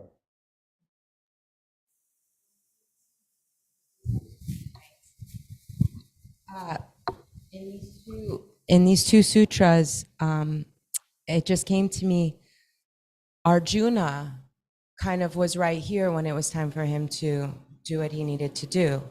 That was just something that came to me, and I thought I'd put that out on the table. He was definitely trying to rationalize. Definitely. But then remember, he moved from faith to absolute certainty. You remember? When he actually did his dharma and finally went and fought. Yeah. This is where he was at. He didn't need faith.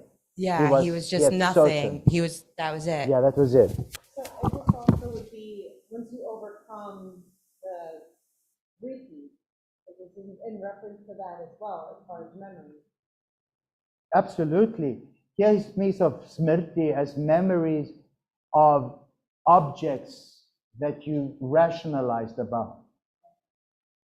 For instance, if you are in a pose and you're doing it very beautifully, sometimes, the memory of when you first tried that pose comes into your mind and you fail. Has this ever happened to you? You do this pose and you say, oh my God, look how awesome I am. And then you remember how awesome you were not. It almost works the same like when you're doing a pose and the teacher's like, oh, you know, beautiful. And as soon as you mention someone's name, they fall out. Yeah. It pulls you out, yeah. But you can say beautiful as they release the pose. You'll hear me saying, very nice. It's usually Stephanie Strange or very nice Lisa. But it's when they are releasing the pose, not when they're in the pose.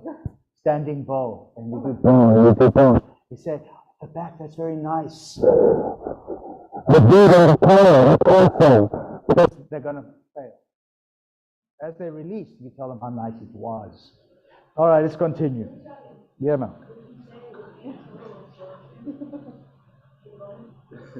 Microphone. Didn't come through. Sorry. Total absorption in the moment.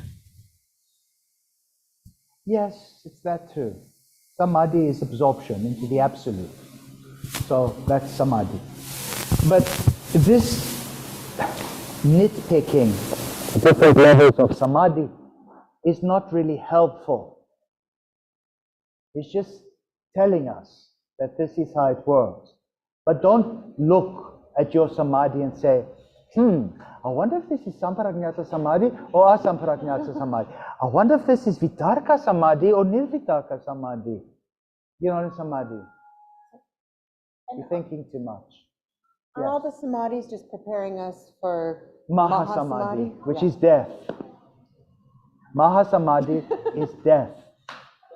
So I know it sounds morbid, but we practice yoga to prepare us to die. Isn't that nice? It is. It's a nice death. But that would be a blessing for anyone for a nice death. Preparing to die. That's why we practice yoga. So when you take your last breath, you're not bewildered. The soul knows what to look for.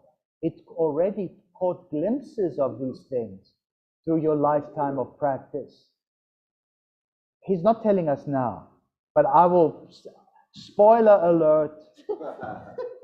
Are you guys ready for spoiler alert? Towards the end of the book, he says the highest form of samadhi that you can achieve while you breathe is to float on the cloud of Dharma. Dharma Megha Samadhi. To float on a cloud of Dharma, where Dharma, the teachings, literally elevates you. So you don't have to worry. You've learned all these things. You have elevated yourself spiritually to the point where it feels like you're floating on a cloud of Dharma. But that's the highest samadhi he offers in this book. But an even more powerful samadhi is when you no longer breathe and you die. And you achieve Mahasamadhi, the great absorption. That is why in India, yogis are not burnt at the funeral pyres. They are interned in tombs or buried. Did you go to Varanasi? Did you see funeral pyres by the guts of some of the rivers? But that's what they do to most people. Kings, rulers, peasants, untouchables, but not the yogi. The yogi, their body is incorruptible. At some point, they can just take another breath and say namaste and they come back again. So you don't burn them. They just stopped breathing. They achieve Mahasamadhi. It's an achievement. It's not an event. Congratulations. Whereas everybody else is said to leave their body. The yogi doesn't. So you keep the body intact. And there's legal implications, Nancy. You may have a client one day who comes to you and says, there's a legal issue here. The legal issue happened already. There is this famous yogi, and he went into Mahasamadhi, and they put him in a tomb, and he sits like this forever, and acolytes and devotees show up and give flowers and prayers and mudras and mantras and what have you. But the yogi's family is suing the ashram, saying, our relative died, and you're not letting him officially die, but we want him to die so that we can gain his inheritance, so we can get the inheritance. And the ashram is saying, he's not dead, he's just in Mahasamadhi. And the family is like, we are impoverished. He left a life policy for us. But he's not dead, he's in Mahasamadhi. So the court has to determine now, is he dead or is he in Mahasamadhi? The ashram insists he's not dead. How would you argue this case, Nancy? It would be an interesting case, right? He's not breathing, he's not moving, but his body's not decaying either. He wasn't embalmed. The body shows no corruption, no rotting, there's no death. It doesn't smell of death. It lasts forever, yes. The same thing happened with Yogananda. When he died, they kept his body interred so people could come and pay respect to the corpse. 2 weeks later or so, the coroner from LA County came to, write the death certificate. And of course, inspects the body. Supposedly, it's just perfunctory. It's just a something that has to happen. And the LA County coroner said, I don't understand. This man has been interned for 2 weeks, and yet there's no evident corruption whatsoever. There's no smell of death.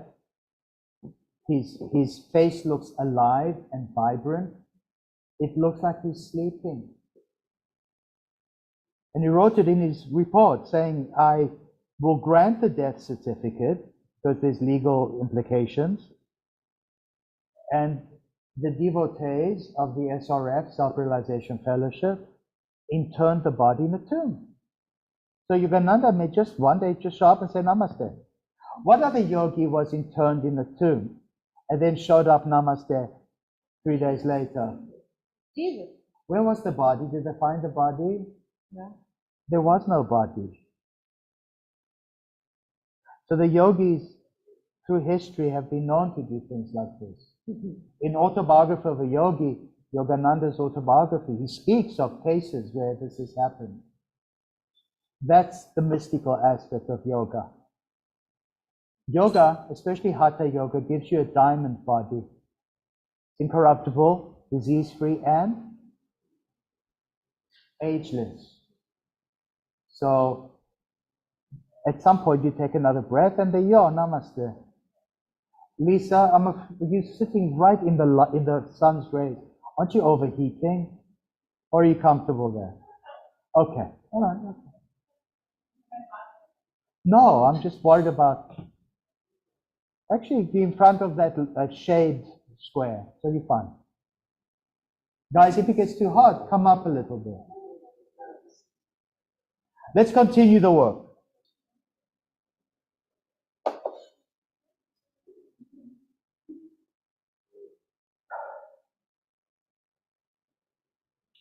"44.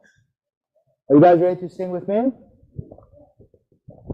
Ekayaiva sadichara nivichara chashishma vishaya yatyata." In the same way, both savichara and nirvichara samadhi, which are practices upon subtle objects, are explained. You remember in Samprajñata Samadhi, first vitarka reasoning, and then vichara reflecting. And I would say, look at your reflection in the mirror, literally. If there's no mirrors, look into the mirror of your mind. So here he's just breaking it down. Vitarka versus nirvitarka. Vichara versus nirvichara. So instead of, if you don't focus on reflecting on things, perhaps you can not reflect at all. That's nirvichara. And that allows you to gain awareness of shukshma subtleties. And that pose, where you cross your wrist and you focus on the subtleties, is exactly that. Initially you reflect. You say to yourself, I must relax my glutes. I must relax my hamstrings. I must relax this. I must relax that. And then I say, when you do it and you relax, I say you go to the edge. And what do I say about the edge? Don't go too close. It's dangerous. It's sharp. Come back from the edge. When you come back from the edge, you're in a state of nirvichara. It's so comfortable. You can stay there. There's no reflecting. It's just, you simply are. Let's continue with the work.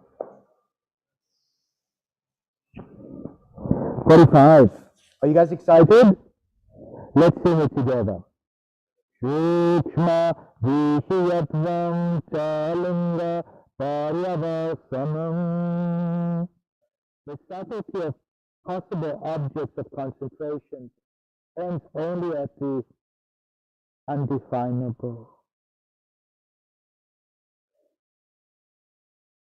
In other words, come back from the edge. The edge is sharp, the edge is dangerous. Come back from the edge. And look at the words. The words are words that you're going to use again. Shukshma, subtleties. Right? Look at the word Vasanam.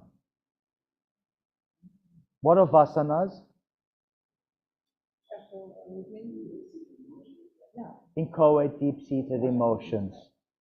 So Vasanam introduces the concept of this. And here Vasanam is translated very difficultly as and only at, all the way up to. Vasanam is the edge that I'm telling you about. Get away from the edge because it's sharp and dangerous. And you can fall down the cliff. In other words, the vasanas start to bubble up. So back away. What are vasanas again? Inchoate emotions. From childhood fears and past life memories. Inchoate emotions. Who, when they first started practicing Anuttara yoga, started to weep. And if someone were to ask you, why do you weep? You don't know, right? It's inchoate emotions, unformed emotions. You just feel. Why? You don't know. That's vasana. Does it still happen? Do you still weep? I can just giggle and laugh. Do you giggle and laugh? Sometimes you could get angry too. Yeah. Who has experienced anger? Who has experienced despondency? Yeah. No, just me. But the inchoate sadness, do you still feel that? Not so much anymore. You remember Teresa, however, used to weep and cry? Yeah, you did, so did everybody else in the room. All I could hear was this. I remember my first Raja class in Deerfield. You walked in, you go, nobody's allowed to cry today. Yeah. I mean, can you imagine making a career out of making people cry? Is that what I wanted? No, I don't want that. I want to make them laugh. I want to make them happy. I don't want to make them cry. Like I'm some kind of psychopath. I want to make people laugh and happy and smile. Yeah, I guess crying was the clearing. That's what Teresa used to call it, a clearing. Remember you called it the clearing? No, it's good. It's a catharsis. Comes from the Greek word katharsis, which means a cleansing. Do you think sometimes the vasanas, I understand them to be, these childhood traumas, and so through the hip openers that we do in our Raja classes, we release these traumas, and these traumas then alchemize themselves into giggling, crying, anger, etc. So it is a really good thing, and it like almost scientifically makes sense. We're releasing tension, we're releasing pressure. It's simply alchemizing in that particular way. The new word, alchemize. It's called a catharsis, a clearing. Vasanas in Greek, for instance, means torture. So these emotions are torturous. Yeah, we hold on to it for dear life. And then when we come back again in another life, guess what? They're still there. Baggage. Remember the baggage I speak about? And then you have to take all this baggage and rip and get a Winn-Dixie cart and schlep it all over town. You ever done that? Yeah. Have you ever done that, Lana? Put all your bags in a Winn-Dixie cart and walk around with it all over town? All right. Let's continue.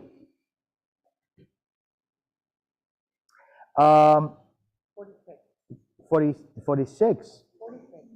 Da eva sabija samadhi. Let's sing it. Da eva sabija samadhi. Each of the above kinds of samadhi. Da means they, them. Each of the above kinds of samadhi are sabija with seed, which could bring one back into bondage or mental disturbance. Sampragnata means with seeds, with impregnations. And here he broke down sampragnata, impregnations. Vitarka, vichara, ananda, and asmita. He didn't mention ananda and asmita here. He mentioned vitarka and vichara, reasoning and reflecting. And then he says, do samadhi which is without reason, nivitarka, or do samadhi that's non-reflective, nirvichara. But he says these are with seed, bija. And the seeds sprout. You don't want the seeds to sprout. So next he's probably going to start to describe asampragnata samadhi again without seeds. However, the seeds have left impressions on your soul. Remember I mentioned, have you ever walked on bird seeds? And then you go like this to get rid of the seeds from your feet, and it leaves little dimples. Yeah. Those little dimples are the impressions. I have birds, so I deal with bird seed every day. What's $500 a week, a month in bird seeds? I know. Okay. 37. Nivichara vaisara adhyatma prasada. In the purity of nirvichara samadhi, samadhi without reflection, the supreme self shines.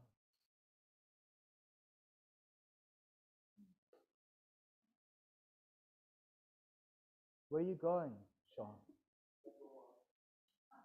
I mention of the Supreme Self and he leaves. Because he only thinks about?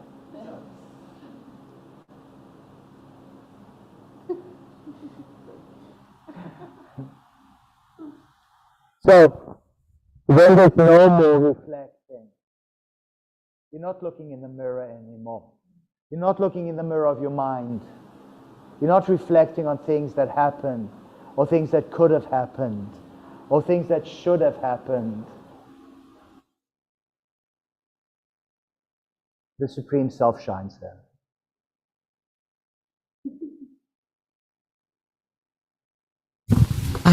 It seems, it also sounds like just staying in the moment, in the very exact moment. Yes. Chittaputri was doing Samapati. She was in the moment, otherwise she would have toppled over, right? All right. This is a very important one. It's very difficult to translate this. It's very difficult to retain the information of this or memory of this, but it's a very important one. Let's wait until Sean comes back. He's on the way. He said he did number 1, which means 1 minute.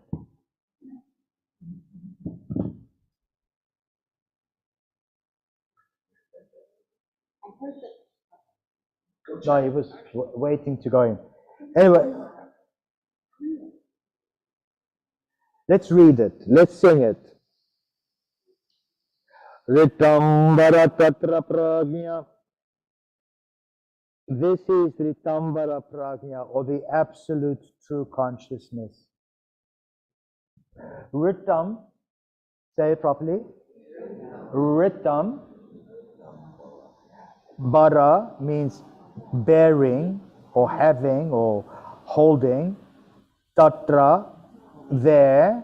Prajna, wisdom, consciousness. Ritam, absolute truth. It means Ritambara Prajna, the absolute true consciousness. What is the Ritambara Prajna, or the absolute truth consciousness?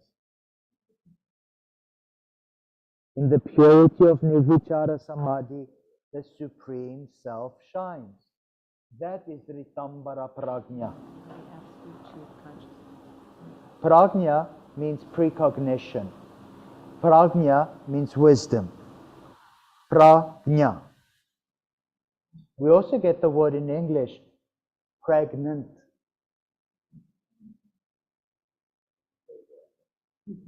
A woman becomes pregnant if a man knows her. It's in the Bible. And Abraham knew Sarah, which means what? They did it. They did the nasty. That's what it means.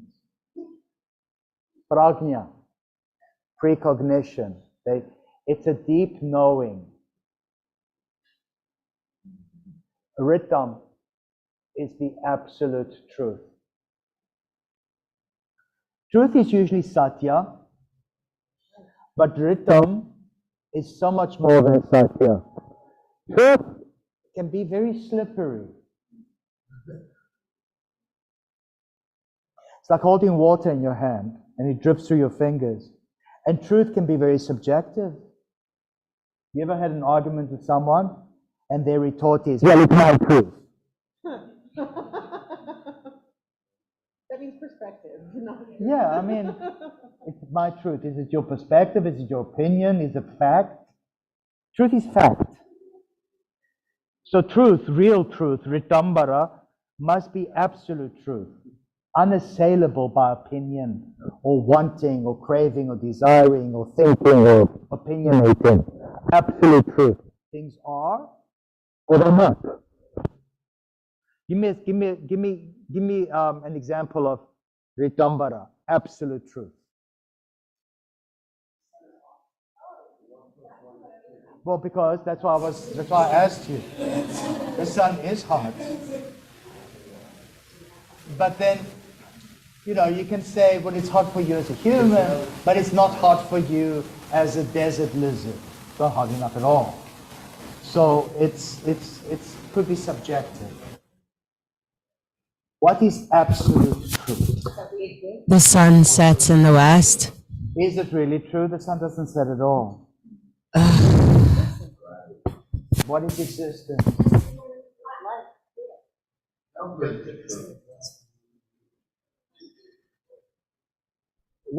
This is just a computer program that some geeky nerd is playing somewhere out in the universe. Is it even definable? There are certain absolute truths. For instance, the earth revolves around the sun. And it got some people into trouble because of that. You know that, right? Galileo. That's an absolute truth. Atta Yoganushasana. Well, atta can mean different things to a lot of people. Could a truth be that, you know, you don't know things, you know, that there's an unknown, but that's a truth?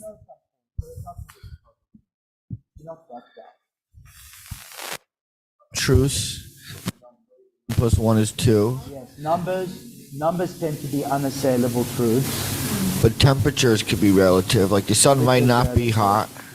The sun hot is subjective. Objective, absolute truth is numbers. 1 + 1 = 2. If somebody says 1 + 1 = 3, he'll probably get elected.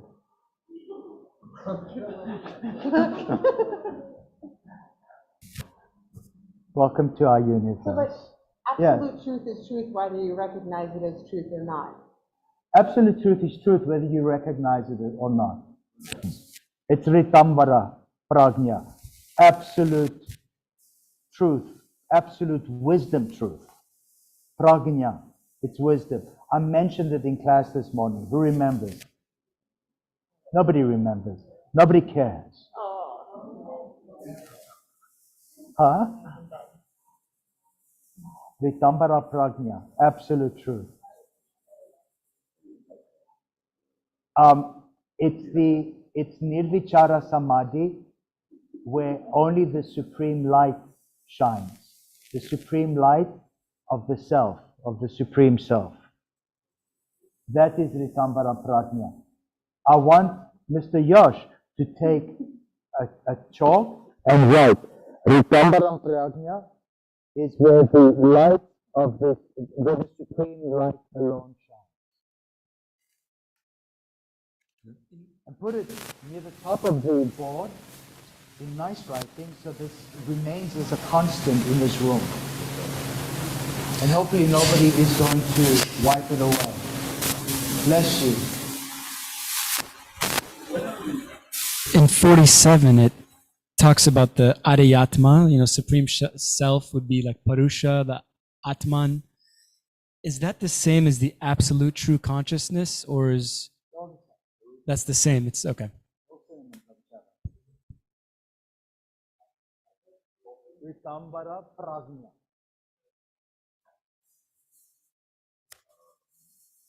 Prajn, the tilde, A, and then underneath,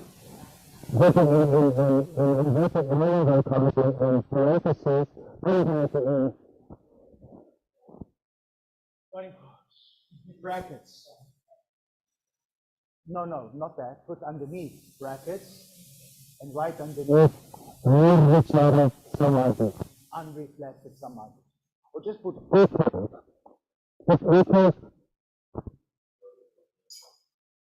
near in the book, so if you get lost, it's there.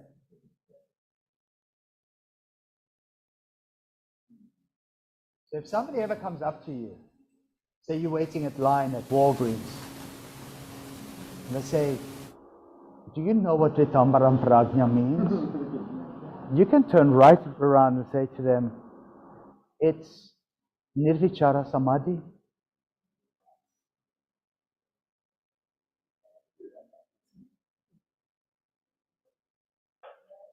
And then you can put your hoodie on. Yeah? That's it. Beautiful. Thank you so much. Can you guys remember this forever? Yeah. Can you tattoo it in your mind? Yes? That helps too. I have a question. I don't know if it's a personal perspective that this would be, but wouldn't that the absolute true consciousness be God? Yes. Okay. It's That's right. Yeah, it's the light within. It's the supreme light of the supreme self. God is we call it God, and we all understand sort of kind of what it probably means. And some will say, I don't believe in it. Some will say, I believe in it sometimes. Some will say, oh my goodness, I can even say such a thing. Off with your head. But it's different in India. Right. God has many permutations, many aspects. Remember, it says like you hold a crystal to the light and it assumes the colors, shapes, and forms. That is God. It's like taking a diamond or a crystal and you hold it up to the sun, and as you turn it around, it changes colors. In Hebrew, we call these different facets of the diamond parzufim, means aspects or planes. Comes from the Greek word prosopa, which means personages. It's like holding a crystal. It depends what reflects on it. Changes colors, shapes, forms.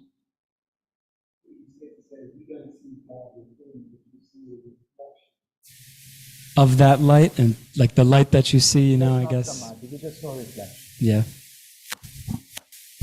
It's like the cars go by and the sun shines off the windshield and it gives reflections swirling around the room.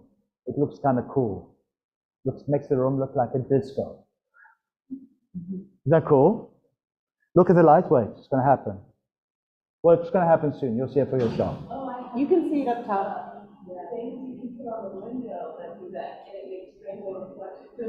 Prisms, yes, yes. It breaks down the spectra of light. So, but it's not the prisms that is the divine. It's not the crystal that's the divine. It's not the surface of which they are shining that is the divine. It's the light. That's the absolute truth, the Ritambaram Prajna. So I think we're all okay with this right now, right? So it's very difficult to understand. And once we understand it, sometimes we understand it on a very surface level, and then we don't understand it tomorrow. But I want you to really understand this. Yes.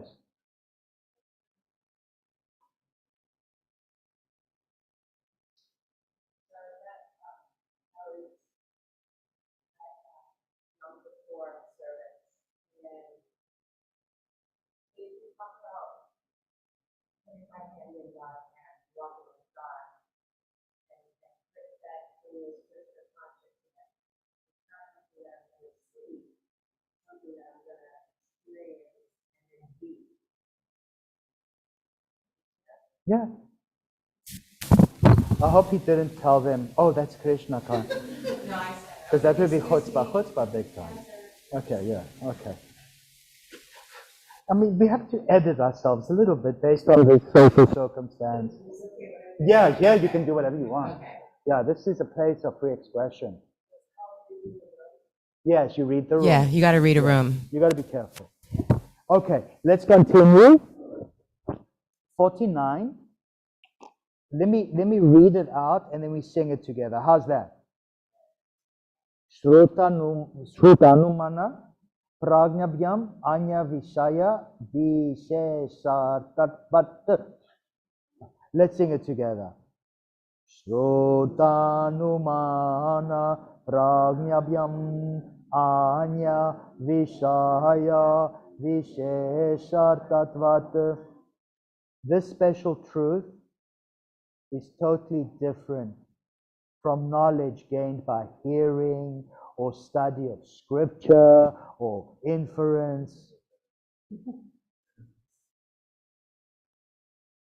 You don't need to study this, you just know this. It's special knowledge. It's absolute truth. It's Ritambara Prajnam. And it comes from non-reflective samadhi, nirvichara samadhi. Just the light of the self shines. You're not going to learn about this in a book, although we are trying to. And you see how hard it is. It's beyond words. But you can experience it through your practice. Who thinks they have experienced it? Amara Prajna. And it's wonderful, isn't it? Microphone, please.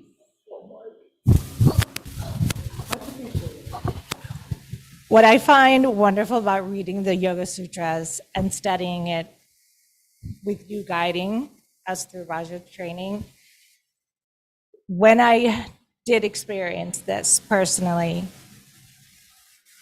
I didn't question it because it is all-knowing. It's just it was a remembering. That being said, as time went on, and I would want to tell somebody about it, I had no words to explain what happened, right? So, tell me Sanskrit.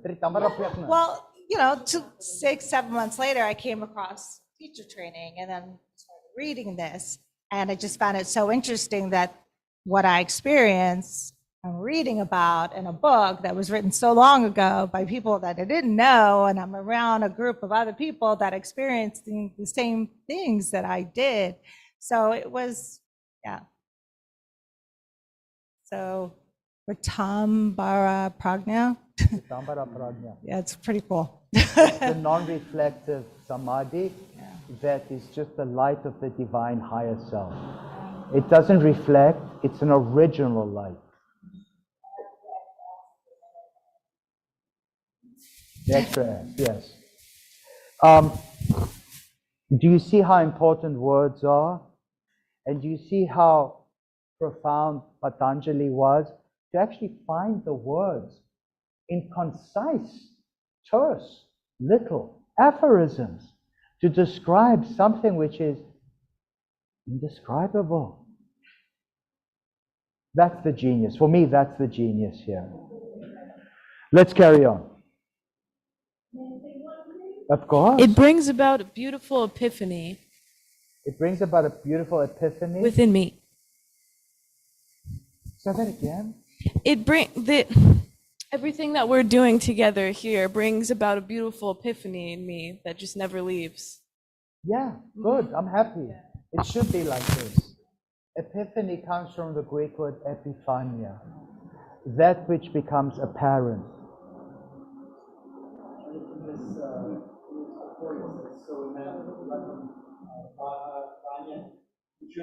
Mind and gain a knowledge that is realization. It's self-realization. Yeah, you realize, just know. The saint of Epiphany, Epiphania, is Saint Fanurios, there in the corridor by the desk. Teresa Gonzalez always celebrates Saint Fanurios Day. She makes fanuropita, a Saint Fanurios cake, which is the best fanuropita in the world. It's a vegan cake. What's in it? Olive oil, brown flour, maybe a little bit of white, a little bit of brandy. You can put little bits of dates or raisins in it if you want. Fanuropita. Fanero is where the word epiphany comes from. That which becomes apparent, or that which reveals itself. Like you see the lights? Are these lights, are they vichara or nirvichara jyotis? They're reflecting from windshields. All right, let's carry on. 50. Let me read it and let me sing it. Taja samskaronya samskara pratibandhi. Let's sing it with me. Taja samskaronya samskara pratibandhi. The impression produced by this samadhi wipes out all other impressions.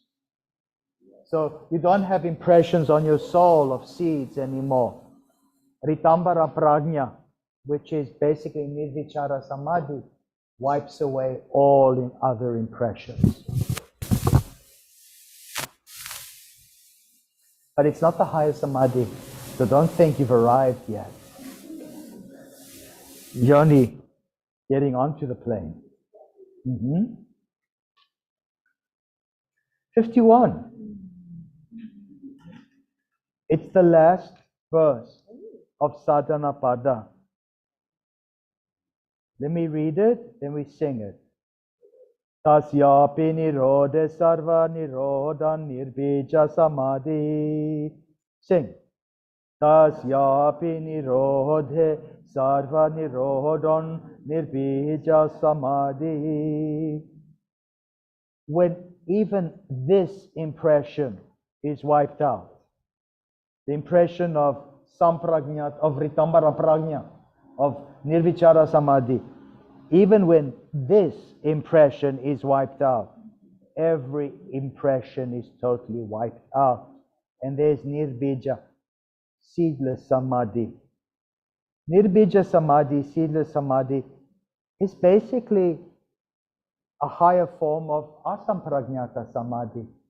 Samadhi without seeds. But it leaves impressions. And here, no more impressions. No more seeds, no more anything. Nirbija. No seeds.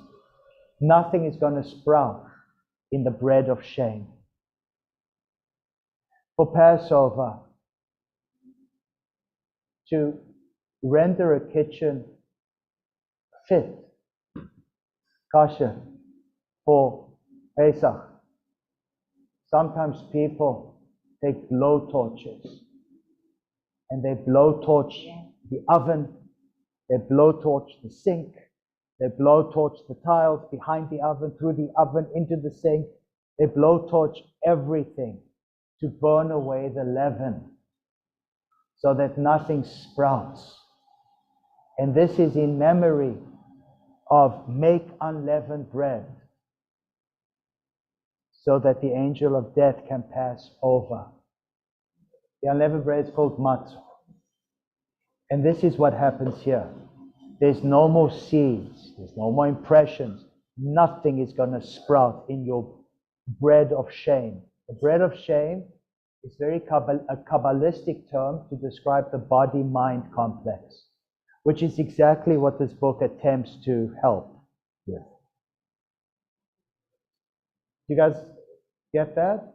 The blowtorch is the hot yoga that you do.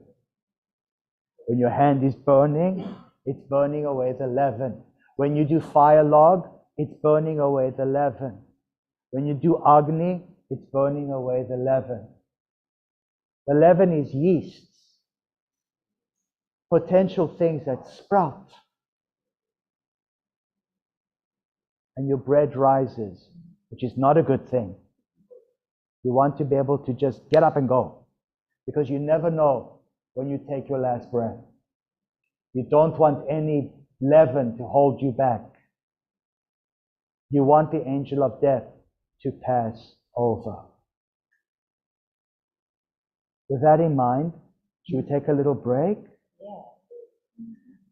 Just don't eat risen bread with yeast. Eat stale, flat bread. It's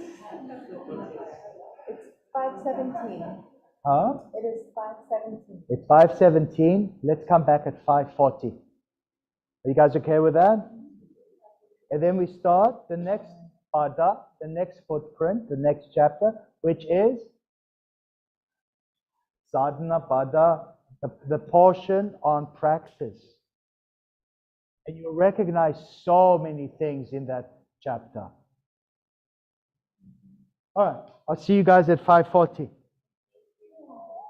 Are we all happy? Oh, I quit fruit. Yeah, I always forget it. I'm here. Pleasure.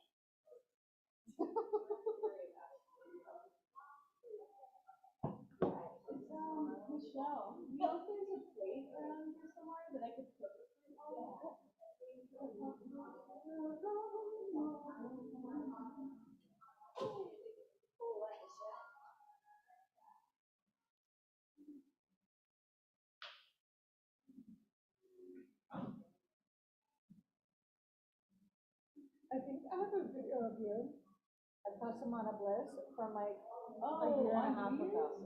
No. Well, then it may not be you, but the girl looks like you.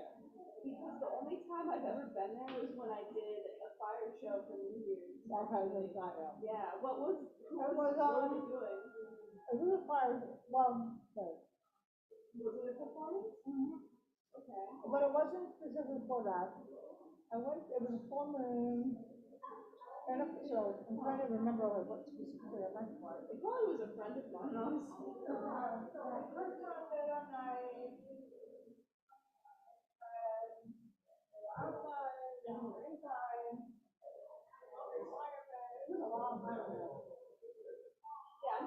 I didn't know you at that time. I'm kind of bummed that they moved.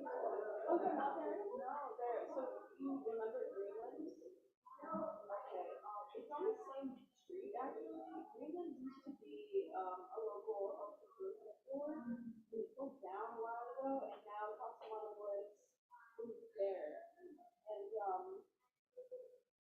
I mean, it's a small place. It's got an upstairs and downstairs, so I guess it's bigger for the inside space, but there's no more outside I know, so, and you know what's happening, so I've heard, is that the outside, that space that we used to be in is gonna just turn into apartments. I know, that makes it so.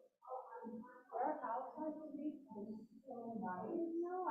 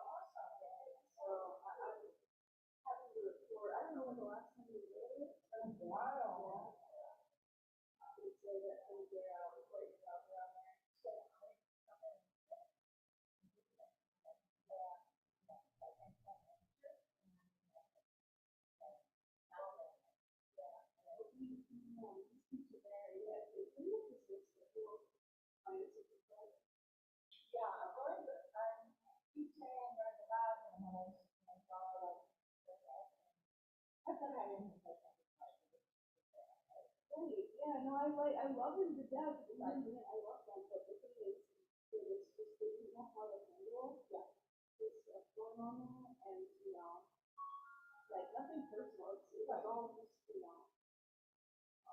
operational things that need to be handled properly at once.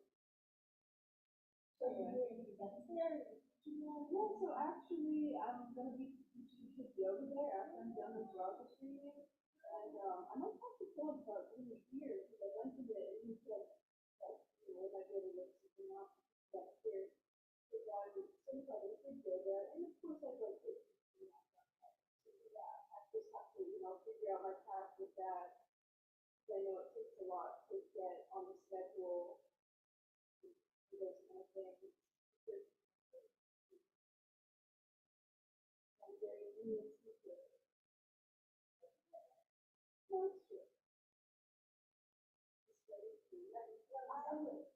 That's my main goal, and I'm also thinking of doing like a free work donation, whatever you want to call it, class once or twice a week. I just have to figure out where, a public space like a park. I was thinking the beach, but the sand is like very difficult in my opinion. It's not ideal at all. Yeah, it's just really unstable. Even I've tried to put 3 different layers down with like 2 blankets and a mat. This is still very unstable. So I'm thinking maybe a park or something now that it's cooling down. That was the main thing, I'm like, has to be at the right kind of day, at the right place. Because I just moved, I had 2 things going on. Now I'm settling down. I live in East Brooklyn. Oh, okay, yeah. So now, yeah, I was up in Brooklyn, like right by Opera, when I was in Vinyasa, actually. So it was too far, but it was cool, yeah,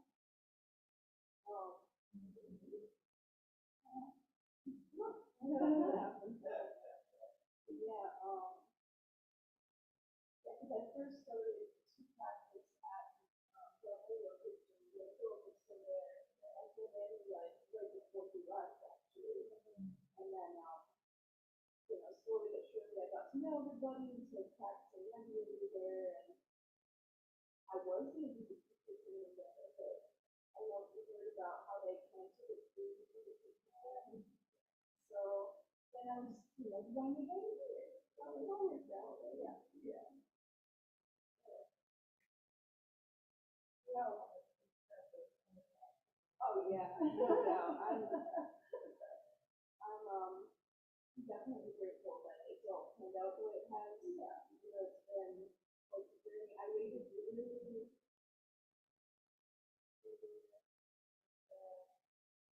like 8 months. Yeah, I was, on the list. And it's like, oh, you're getting cancer. I started practicing like right when we started that, and remember when it was Anuttara at HRA, and like I have been practicing on my own for about 6 years, but I had never practiced in a studio or taking classes with a teacher ever. So then I was introduced to like Scott, with technology that walks. Yeah, he's the one who introduced me. He's the one who that really loves that. Oh, wow. One of the first classes I ever took with him, I complimented him on it, and he said, "Here, my gift to you." That's interesting. Yeah, so that's how I got all hooked up with everybody pretty much. Okay. Yeah. Yeah. He's doing a lot better now that, all these changes have ensued. Yeah. My absolute favorite is yeah, he's coming back. Yeah. I don't think that before I will be there that night. Oh, yeah. And Ananda is, yeah, she's over the room, she's first on there. And she'll be opening for something. Exactly. It's, yeah. And I'm so about the week, because I was at the, receiving that. Yeah. And, it's just amazing. So, actually, I took a class with Wendy last week, and she really introduced that. She really recognized everybody and just like singing on the guitar. And then, yeah, we'll, put it out and then, oh, she's here. What? So,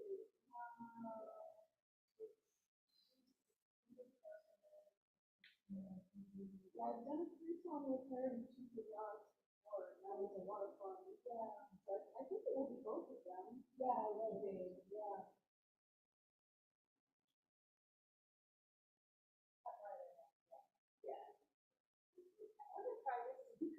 Yeah, take what you want. Wait, I don't know what. Oh, that's a rambutan. Have you had one? I haven't. That's why have you had a lychee before?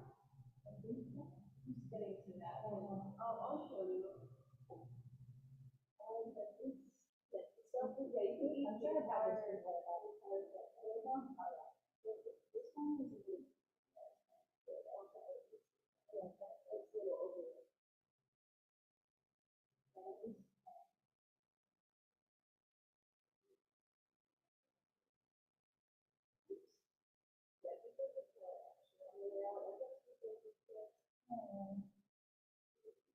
Yeah, I don't know. These ones are a little bit too far gone. Oh, right. Do you know what these? Have you seen them before? Okay, well, they're similar to lychee, pretty much have a taste. It's hard to explain. They're really subtle and sweet with the flavor. And what is it called? A rambutan? Rambutan? Yeah, I think that's the English name. That's how you open it? Yeah, I have to get my nails in there and pull apart the skin. Yeah, these are, I bought these yesterday, but they were already bad. Yeah, there's a seed in the middle, and you pull off the flesh of the fruit. Seed. Yeah, there's different bits.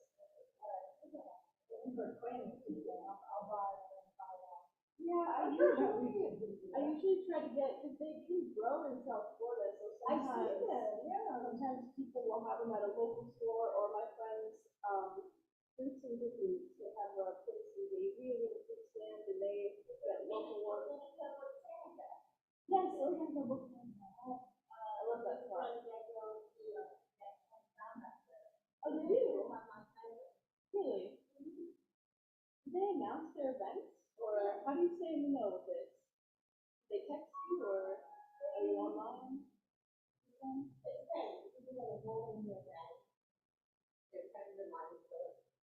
see them on the Instagram and then I usually share it. It's very own, but very nice. Sure if they have like a botanical organica thing that they post on. Yeah, I look think it up. so. I don't know so much about Organica Botanica, but I know I usually stay connected to the people that are hosting the event. Would there be a different name for them or? I don't know. All these are so tempting. There's wheat. Huh? There's wheat in there.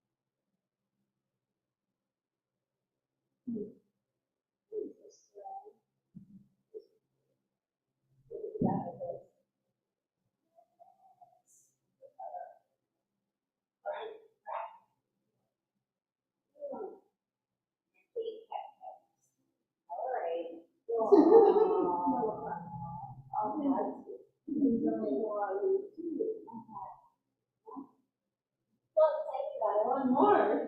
No, I gotta do that with you. I wanna have a steady, white feel your call.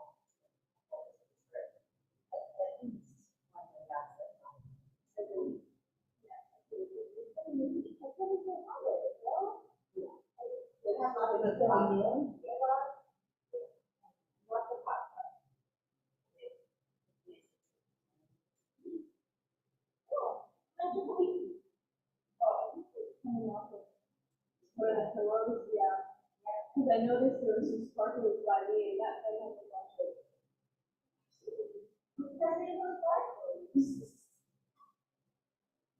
Yeah, I've been sucking a lot with I was out of town, and then Sean was out of town. Oh, right. But I have Pastor Roger every. Oh, you do? Yeah. Cool. Yeah, I went.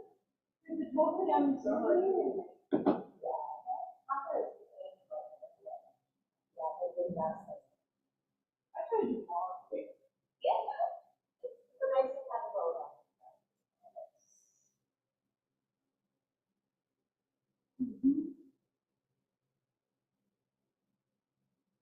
You know these people? Yeah. Yeah, he said he took the class with you recently. I don't know if you ever interacted with him. He's got brown, short hair.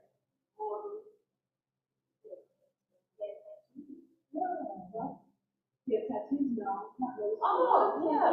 Oh, yes, with the big shiny eyes. Yes, yeah, but you have to know him, but then I gotta stop, like, please. I don't, that's all I got, you have to know it.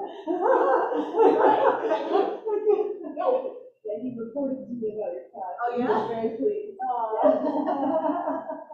The most common thing here is like,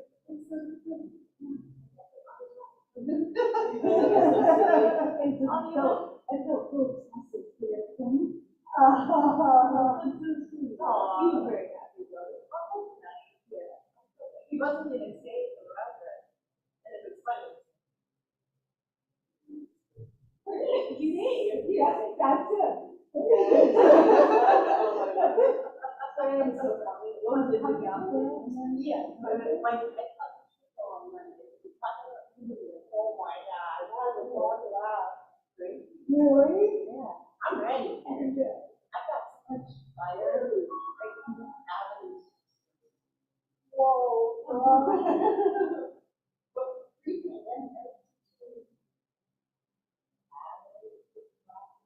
In a hot room? No, only three. Oh, four in a hot room, and then an area five, and then. Oh, yeah. I was just talking about this. I look for like single body. That's what my mind is. Mostly salt.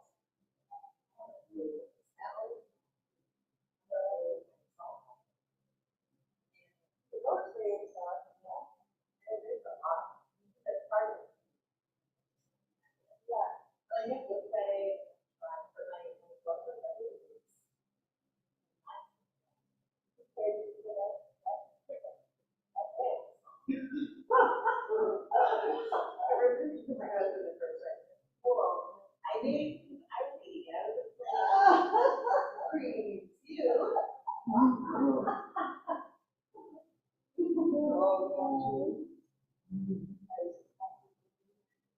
So, okay, so who teaches? Who teaches Tuesday or Wednesday? Tuesday, Wednesday night? No, in the morning. On Monday morning. Tuesday and Thursday.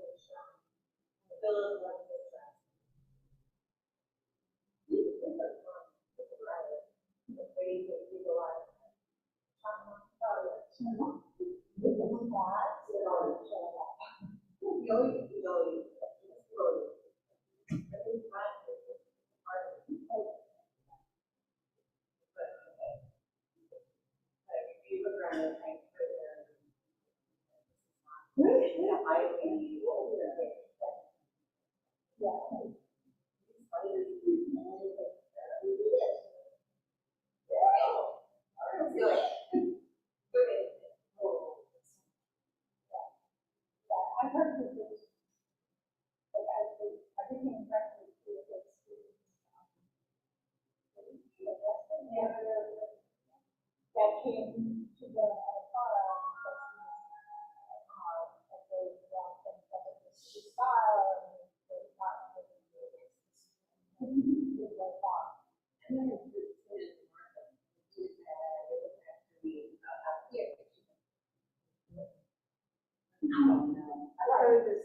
Right, right, right.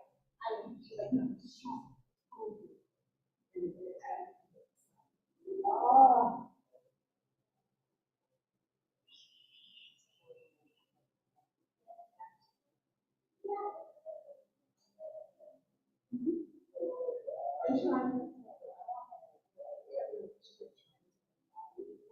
Oh, that's even worse.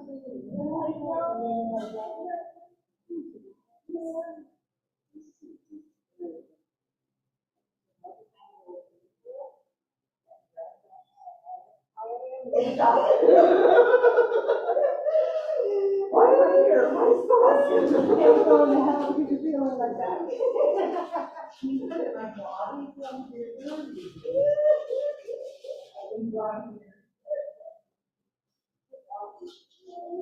Yeah, I know.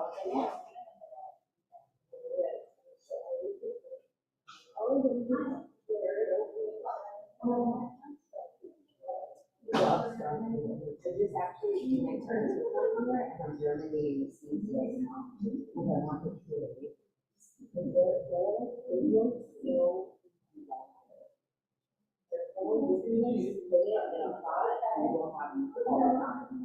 What are these?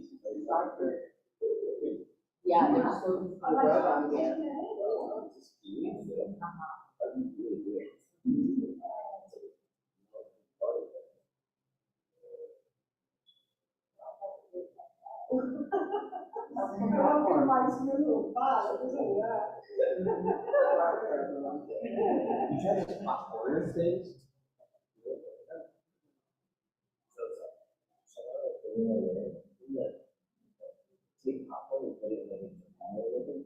Oh, yeah. It does. I love it.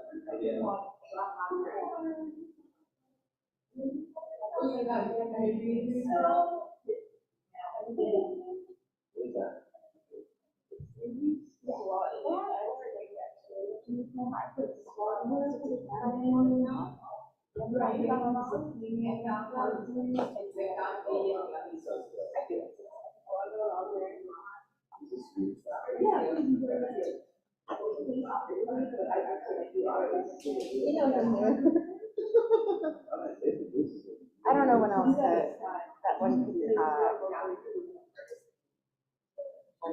added. There's already. The ask is pretty full. Oh,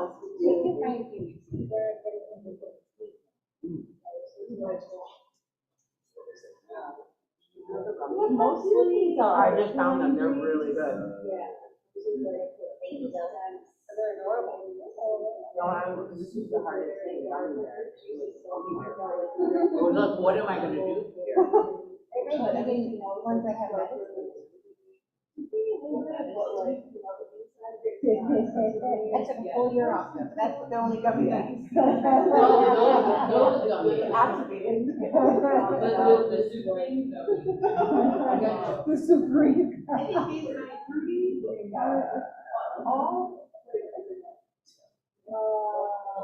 Full year, nothing. Great.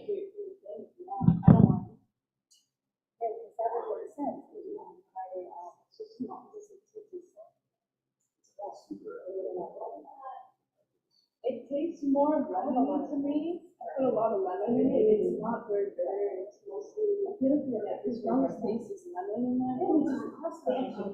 Yeah, you'll definitely. Not as sweet as I normally make it. Sometimes I'll put apples or pineapple. I know, I like it. And then Virgo is one of those. I don't know.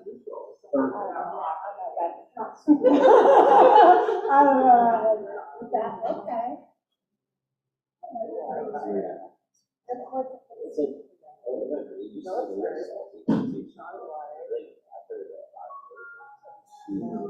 I do want the celery juice for that. It's really high in sodium, and tahini too are high in sodium.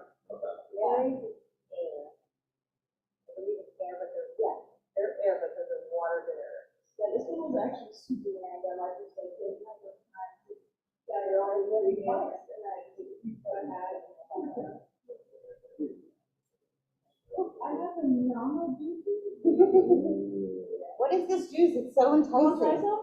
It's got a lot going on, and it's so beautiful. It's dandelion greens and parsley. You like it, you like it. And lemon, ginger, tahini, a little bit of star fruit too. Enough on that? Not the steam, yes.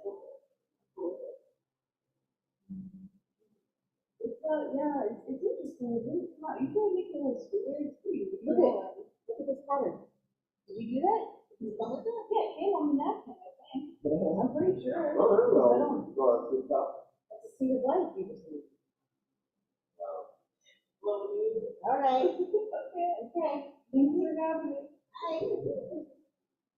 Everything, boy, good uncle. You ever try it? Yeah. Try it. Yeah. I do. I also have a merkaba, which is Oh my gosh. I know the shape and the symbol, but I've never seen it in person.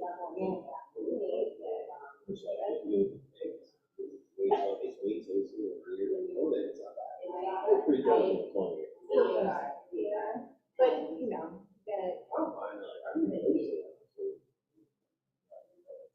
the majority.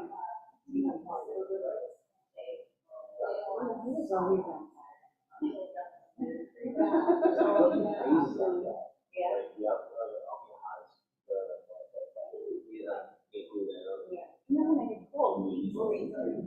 I don't like, I'm not a fan.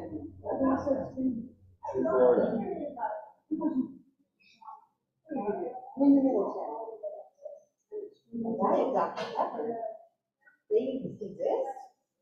That's like a childhood flashback.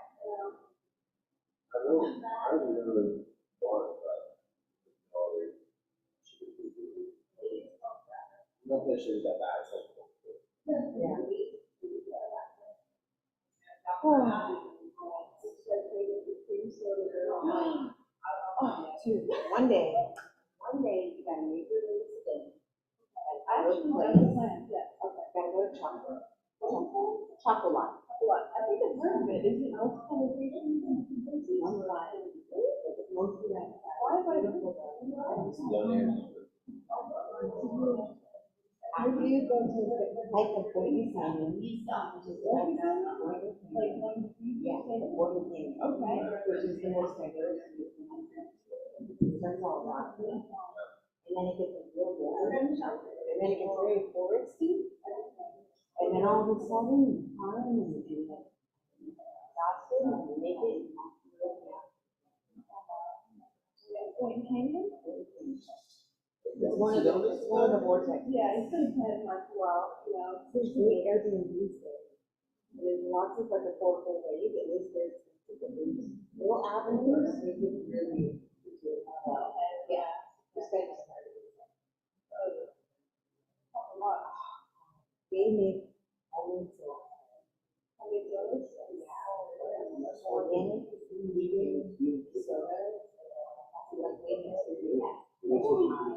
has like an orange.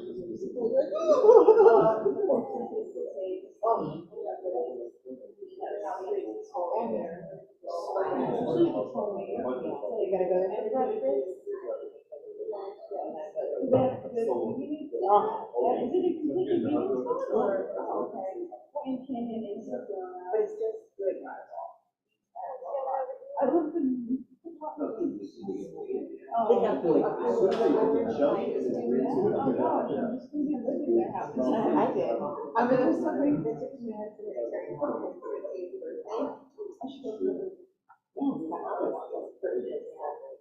I wanted to take a photo. Oh, I got a hot air balloon, right? Oh. But I put the rest of it, I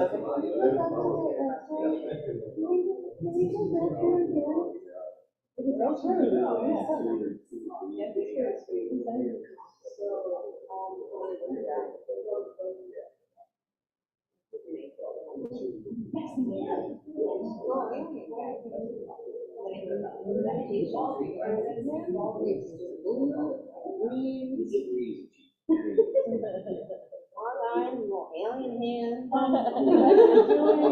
guys both do the sound blast, or does it just you? Okay, yeah, I think I'm gonna do it a lot. Oh, nice, that's just me. It's just me and you. Okay. Well, I'm cool, whatever, I was just doing, yeah. Oh, you guys, I know, I'm like, I must, I'm gonna be here anyways. Might as well. Yeah, because I guess it starts, what, an hour before this ends? But on Sunday, you didn't. Yeah, I did. Because the second I leave. Like, oh, well, we should probably. Only two. Right. And then to the rest slash block.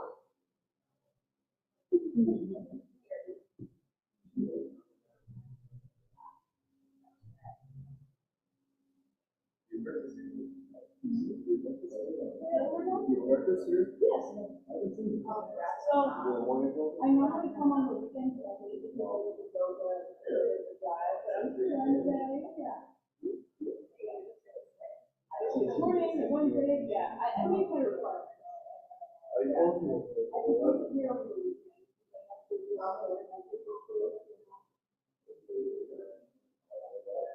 Yeah, now. Oh, this was a music festival that I did.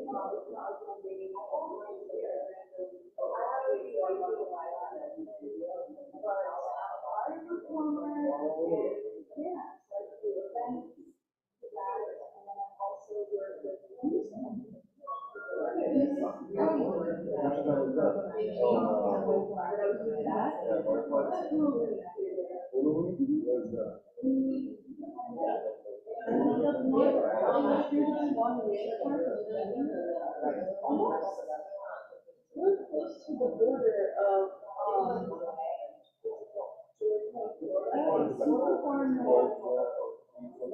Live Oak is the city that it's in.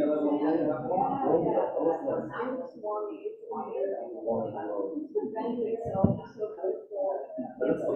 It's yeah, it's 80 acres. And there's a river that runs through, and they have a bat house, and there's no bugs.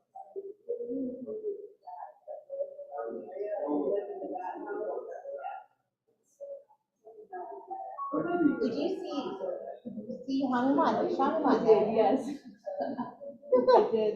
I'm like, oh, I'm so happy. Yeah, and then I couldn't. They told me I would have Wi-Fi access, and I did. But then on Saturday, all of a sudden, it was recording, of course. I know, but at least Sunday. Was it recorded? What, here? The Zoom? Okay, because I would like to watch the Saturday one. Yeah. If possible. Get in contact with me. Okay.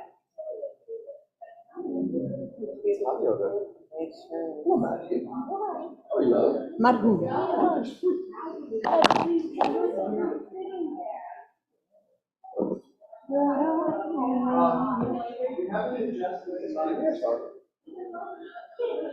We're coming, hold on.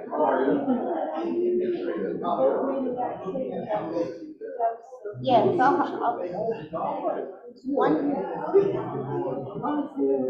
one second.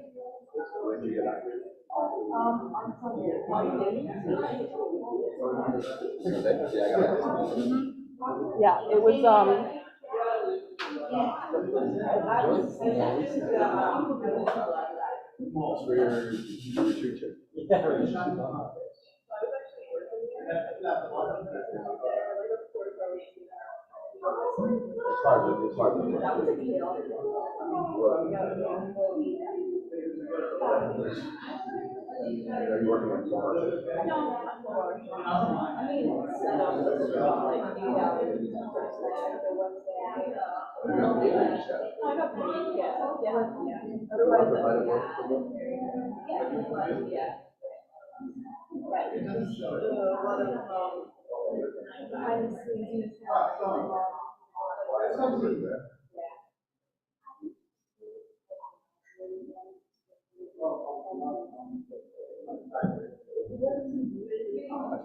Bottle of water from the fridge. Thanks. It's ready? We are doing Samadhi Pada. Sing it with me? No, we did Samadhi Pada. We're doing Sadhana Pada. Now, everybody says, why are you pronouncing it as sadhana? Whereas the word is actually written as sadhana. It's sadhana. The A is sort of swallowed up. Don't you hate it when the A gets swallowed up? Sadhana Pada. Say it. Another word in Sanskrit where the A is swallowed up is the term Sanatana Dharma, the eternal path. It's spelled as Sanatana, but it's pronounced as Sanatana. It's just the eccentricities of the language. That's all. English is the most guilty of these things. Eli, did you learn English as a kid or did you have to learn it later? At school? Not this. Oh, no, thank you. Oh, thank you. Thank you. I appreciate it.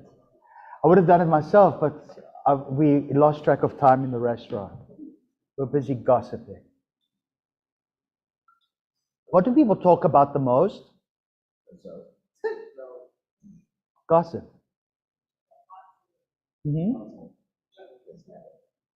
Most people talk about other people in conversation. It's the most interesting. Tell me, I'm like, tell me more, tell me more. Okay, it's information, it's not gossip. All right, information on spirituality now. Sandhapada, the portion on practice. Pada means footprint, pada means chapter in this case. It's, he told us how to, he showed us what samadhi means and how it's going to be wonderful for us. And he showed us the different levels of samadhi. In the end, he ended with nirvija samadhi, the seedless samadhi. It's even higher than nirvichara samadhi, without reflection. Nirvichara samadhi, of course, is ritambaram prajna, the supreme absolute knowledge. So these are the samadhis that he has spoken about. I'm looking at in the TV and I seem to be well lit now. How come? Yeah, I fixed it. Oh, you fixed it? Yeah. Now I'm all lit up. All right. microphone, please. Microphone. Put it in your mouth.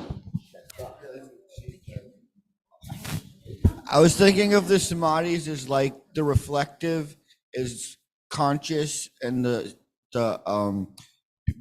sabija is like subconscious. So the different levels are getting rid of the conscious issues like turning off the oven, and the subconscious the seeds you have impressions, and then when you get rid of the conscious and subconscious, you nirvija. Perhaps. But the impressions are more like samskaras. The samskaras are impressions on your soul. Okay. So Has anybody ever and affected your soul? You. Samskaras. and past lives also.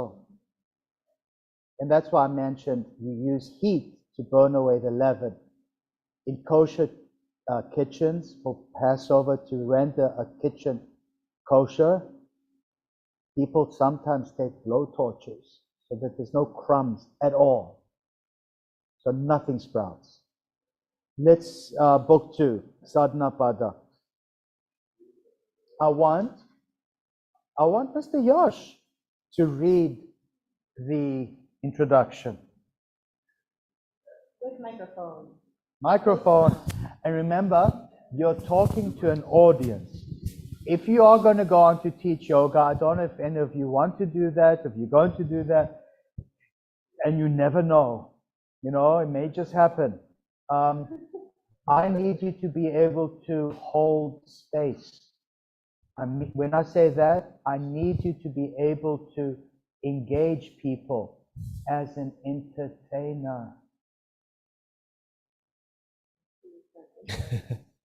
Does Jessica entertain them? Does Frankie entertain them? Well, he engages them. Yeah. Do I entertain them? Oh, yeah. Yeah, you have to be an entertainer. You have to engage the audience. It's an audience.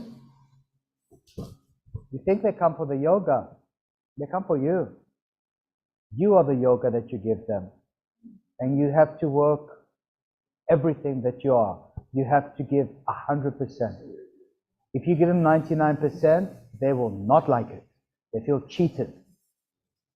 So you make sure you give them 100%. So when you hold space, you become a public figure to the people, to the public who showed up in that space. Entertain us. Tell us the portion on practice. Okay. This second book, Sadhana Pada, Sadhana Pada, is concerned with the practice of yoga. Patanjali begins with instructions in Kriya Yoga. You might have heard the term Kriya Yoga as propagated by Sri Swami Yogananda Paramahansa, but that should not be confused. Okay, whoa, stop. Here's another word. It's written as Paramahansa Yogananda, but it's actually pronounced as Paramahansa. Paramahansa. Yeah. Okay. So Sri Swami Yogananda Paramahansa, but that should not be confused with Patanjali's Kriya Yoga. Yogananda speaks of it as a special combination of breathing and mantras. Patanjali refers to certain practical hints to be followed in our daily lives to prepare us for the more subtle practices to follow. I believe that Anuttara Raja Yoga has reconciled the two descriptions of Kriya Yoga, and I will explain later how. There's a third description of Kriya Yoga as well. It's what, remember Sri Krishna says, offer the inhaling breath into the exhaling breath? That's another story. Continue. You're doing very well. Okay. In Samadhi, Patanjali gives us the aim of yoga in a theoretical way, explaining it as the control of the chitta vritti, or thought forms. Then the rest of the sutras in book 1 could be classified into several groups: the different kinds of thought forms, the practices to control them, and the different kinds of superconscious experience, culminating in the highest experience of the nirbija samadhi, the seedless contemplation. But it is not that easy to get into samadhi. So in this book, he tells the student not to get frightened, Don't be afraid. but to prepare himself or herself by laying the proper foundation, and then gradually build until that level is reached. For this, Patanjali gives a number of simple directions. Are you guys ready? The simple directions? Tapasvadhyaya Shvara Paranidhanani Kriya Yoga. Sing it. Tapasvadhyaya Shvara Paranidhanani Kriya Yoga. I mean, you should know this one off by heart. Just like you should do Atta Yoganushasana, Yoga Chitta Vritti Nirodha. Tadadrashu Sarupi Vastanam. This one you should know for heart as well. It's a very, very important one. You have to say Tapasvadhyaya Shvara Paranidhanani Kriya Yoga. Sing it. Tapasvadhyaya Shvara Pranidhanani Kriya Yoga. And this is where I take exception with Swamiji. Tapas is not accepting pain. Cross it out. Take a pen, cross out the pain. He is wrong. How dare I challenge Swamiji? And I am. Pain is dukkha. Tapas is not pain. A yogi is a tapasvin. They are synonyms. Tapas means discipline. Tapas means penance. Tapas means effort. Tapas means austerity. It never means pain. And later Patanjali will tell us, never feel pain in the yoga pose. It means penance. So instead of pain, put penance. Put it, write it down. Write it in your book. Cross out pain. Cross it out. What song did I play in Vinyasa this morning? Take away the pain. Remember? Who was there? Nobody was there? Oh. Remember the Take Away the Pain song? I wanted to stop the music and explain to everyone in the room, but I didn't. Penance, tapas, literally means heat or burning, and it implies austerity or discipline. That's the meaning of tapas. A yogi is a tapasvin, one who burns, one who does penance, one who shows discipline, one who practices austerity. What is austerity? Somebody who's very strict with themselves. One who doesn't indulge in bling bling and nonsense. Somebody who's very austere. They dress simply, they drive simply, they live simply. Theirs is a simple life. They are austere. Comes from the Greek word austeros. What does that mean in Greek? Disciplined or severe. But it never means pain. Never. Don't even let it intrude into your consciousness that tapas means pain. The concept of pain and suffering is equivalent to martyrdom. Yoga and martyrdom don't quite mix. That's another spiritual path completely. There are yogis in India who do tapas as martyrdom. They will take swords and poke it through their mouth. They will you've seen that, right? Tell us what you saw. With a microphone. With microphone in mouth. Literally in your mouth. So, I mean, to me, this is a no. They show pain to show their belief in God. Why would you hook yourself with hooks? I am not kidding. I mean, and they hang through the skin and they just go like this. But these people are literally in a trance. They feel nothing, apparently. But to see that, I was totally confused, because why do you have to go through pain to show your faith to God? What is the purpose? Why? So, and now I was reading this, of course, and I mean, anyway, I'm totally against that. Totally. So is any classical yogi. There are many traditions. Tell us about the Ashura festival that the Shiites of Hezbollah in Beirut do during Ashura. Yeah, they do. I think for I don't know if it's more than a day, but they walk on the streets and they're to either whip themselves while they're chanting, or they hit themselves and they get all blooded up. Just I forgot what it was exactly, but like as a remember, it's for somebody centuries it ago. was the nephew of the Prophet, blessed Right. be his name, Ali, who was murdered. Mhm.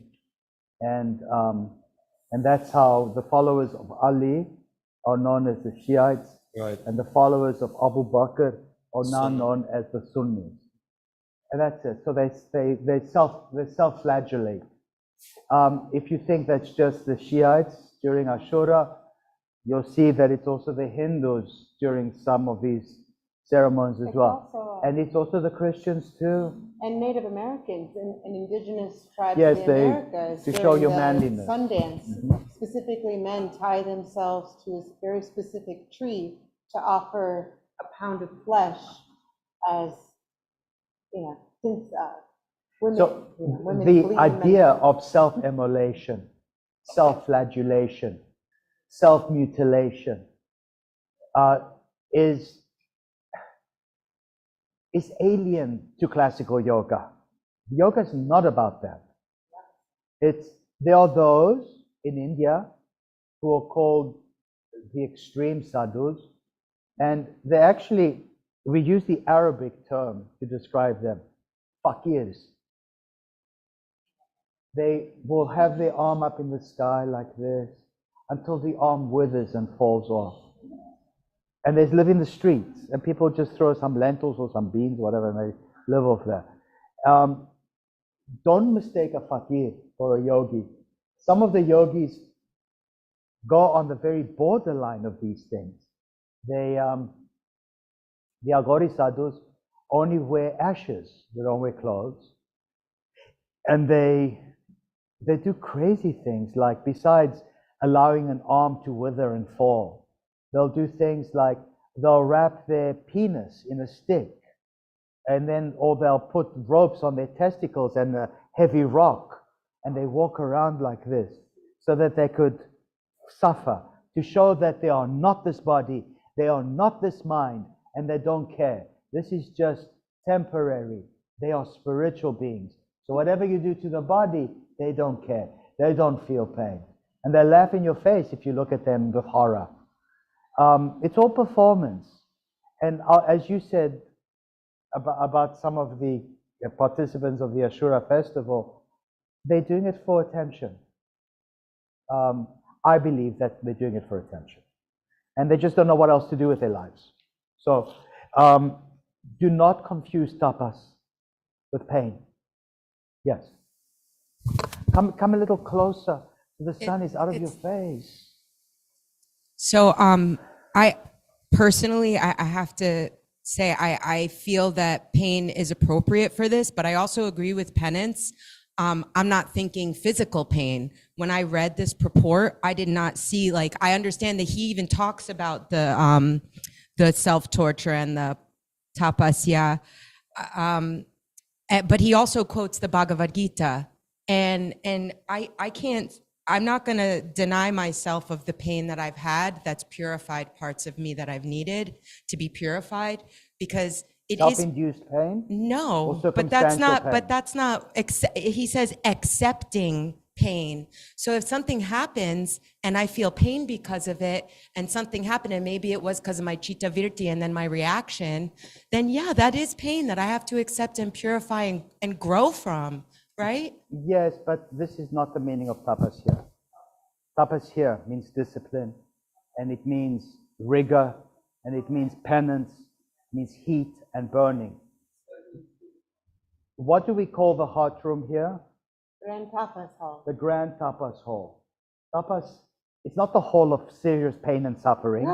Nobody would know. We call it tapas, means the hot room. Tapas means heat and burning, because in there, it's even hotter than in here. How about that? So, was it hot in India? Where did you go? Mano, microphone. Thank you. Okay. First year, here I am, a little Canadian girl. I arrived in India. I could not believe the heat. I would shower 4-5 times a Where day. did you arrive? What city? In Trivandrum. So this is the south, okay? In Tamil Nadu or Malayam? No, it's the state Kerala. Kerala, They call Kerala, it yeah. God's own country. Yeah, it's beautiful. It Kerala is beautiful. With canals and rivers Oh. and palm trees. So beautiful. It's Mother India, like you have it in your head. Yeah. And hot. Hotter than Florida? Like, I don't know, it's not to compare. You walk, you sweat, you're all the time. And over there, only the rich people, they have hot water. Actually, you don't need hot water. You don't want to shower under a hot water. You want cold water. Yeah. You know, you want to refresh yourself. So yeah, the first time I arrived there, no kidding, I was under the shower, not to wash, just to have cold water on my body because it was so hot. But after, you kind of get used to it. You know, it's like any other thing. You get used to the heat. And So just being there is tapas. it's tapas, definitely. Yeah. All right. I remember the first day I came to Florida. I think it was July.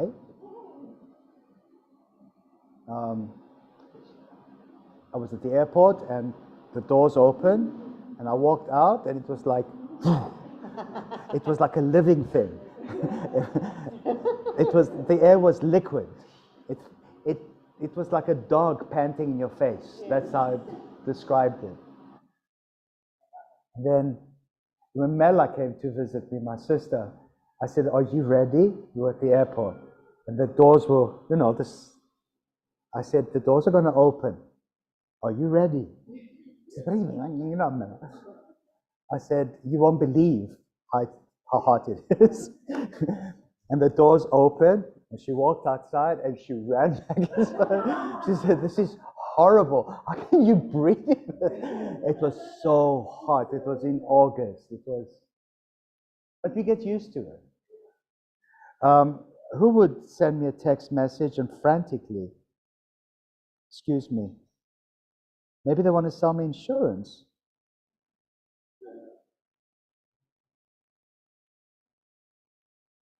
It's Charlie. I want to invite you to our Choose Freedom bus tour. Okay. Can you imagine me going on a Choose Freedom bus tour? Like I've got nothing better to do with my life? Okay. Tapas Svadhyaya Ishvara Pranidhanani Kriya Yoga. I need you to learn this off by heart. It's a very, very important one. And it means discipline, study of spiritual books, and surrender to the Supreme Being constitutes yoga in practice. Can I give you a better definition? Sure. Heat, scriptural study, and divine surrender is Kriya Yoga.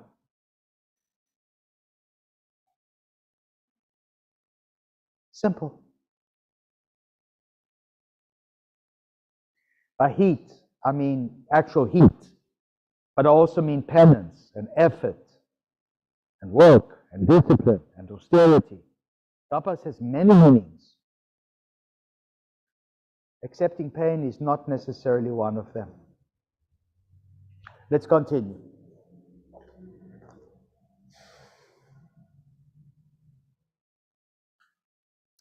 Here, it seems almost Swamiji agrees with me in the purport. Using the Sanskrit terms Kriya Yoga comprises tapas, svadhyaya, and Ishvara Pranidhana. Tapas is often misunderstood because it gets translated as mortification or austerity, when it actually stands for something different here. Tapas means to burn or create heat. Anything burnt out will be purified.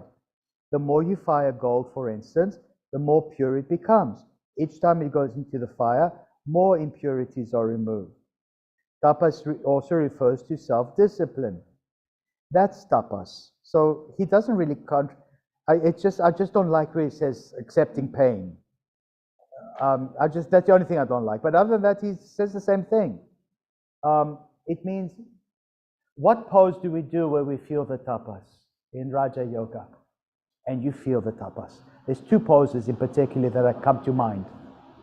Agni Pujasana. Which one? Agni Pujasana? We don't usually do it in Raja Yoga. No. No. Oh, yeah, the cubit. I don't know. The burning hand, belly twist. Yeah, the heat is grace. Which one? Agni Stambhasana. Agni Stambhasana. Fire log. Who likes fire log? I love it. Who hates it? I love it so much. Teresa? It's a challenging pose. It's not my favorite. It's not like I'm at home and I say, oh my God, what can I do? Let me do fire log. It's not going to happen. But it's a very powerful pose because it makes you accept suffering and pain. There you go. It helps you to transcend it too. But you transcend it. I say after a few breaths, it's okay.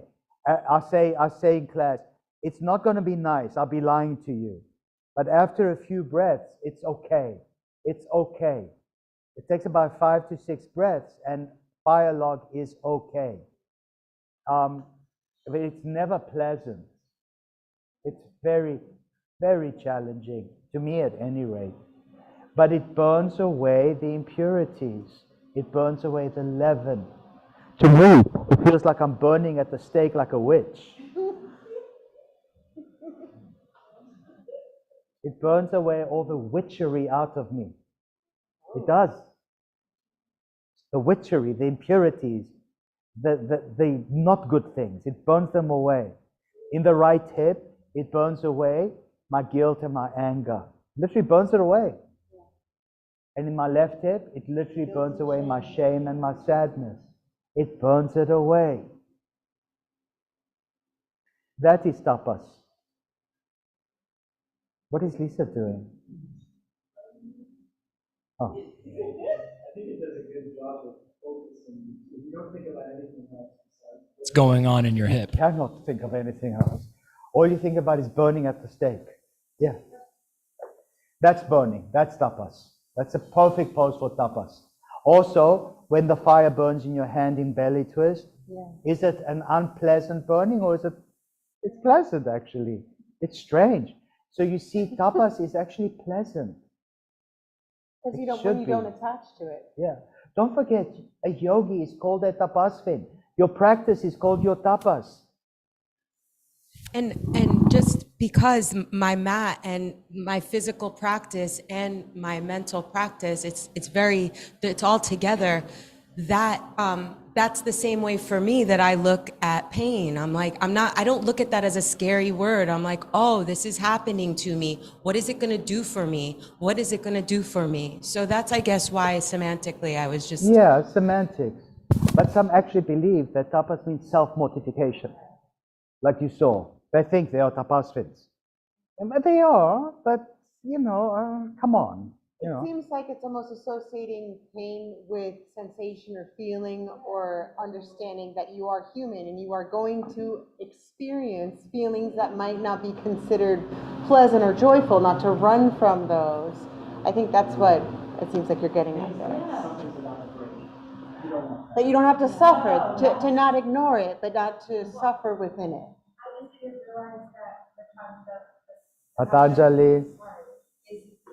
Was talking only about the physical body.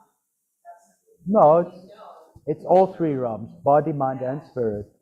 Yes. I understood it more as the pain of self-discipline. Yes. Because when you have to do the things that you have to do and you It's don't want to painful do, that's sometimes. painful. Yeah. But instead of using the word pain, use the word rigor. The rigors of self-discipline. The efforts. That's what tapas means. It means penance, effort, rigor, discipline, austerity. All these things. That's the best definition of tapas. Pain should not be part of it. But painful things that may have happened in your life, they make you stronger. Who sang the song, "That which doesn't kill you makes you stronger"? Some horrible. Oh my God. Kate Perry, probably. Okay, it's horrible. Anyway, but it's true. So, yeah. So that's what tapas means. Swadhyaya. Swadhyaya means, it comes from the word swa. What is swa? Self or heaven, higher self. In Spanish, soy. Swa. Soy in Latin. Dhyaya means study. It also means homework. You remember those who showed up for the orientation? And I said, here, take this and do swadhyaya. You have the next weekend to study this. That was swadhyaya, self-study. But really, swadhyaya really means the study of scriptures. This is swadhyaya. This is a scripture. This is revealed scripture. When we did the Bhagavad Gita, the Bhakti study, that was swadhyaya. If we read the Vedas, it's swadhyaya. If we read the Gospels, if we read the Torah or the Quran, we're doing swadhyaya, self-study, the study of the higher self. But it has a very broad meaning as well. It could mean your homework, it could mean studying by yourself, self-study. But in this case, swadhyaya means scriptural study. It also means introspection. When you think about stuff. Who was the one who thought about stuff? You were the one who thought about stuff, right? With your arms out like this and your legs crossed and you were thinking about stuff. That too is swadhyaya. The last one, Ishvara Pranidhana. Ishvara, as you now know, is the lordship. It doesn't mean the Lord, it means the lordship. Vara is the ship. Ishvara Pranidhana. Surrendering your prana, your life force, donating it. Dana, donate to Ishvara. Donating your life force to the lordship. He doesn't tell you who God is. Doesn't give you a God's name. He just calls it the lordship. In Hebrew, for instance, God is referred to as the name. Hashem. Or you say the Lord, Adonai. You don't give a name. It's the same here. Instead of Adonai or Hashem, you would say Ishvara. Yes. Mike, what? Where's the tattoo? Sure. It says Ishvara Pranidhana. Show us your tattoo. Don't undress them. I believe you. It's already open. You see how spiritual she is? See? You see? All right. Let's continue. Are you guys excited? That is the definition of Kriya Yoga in the Yoga Sutra. Tapas, let's sing it. Tapas Swadhyaya Ishvara Pranidhanani Kriya Yoga.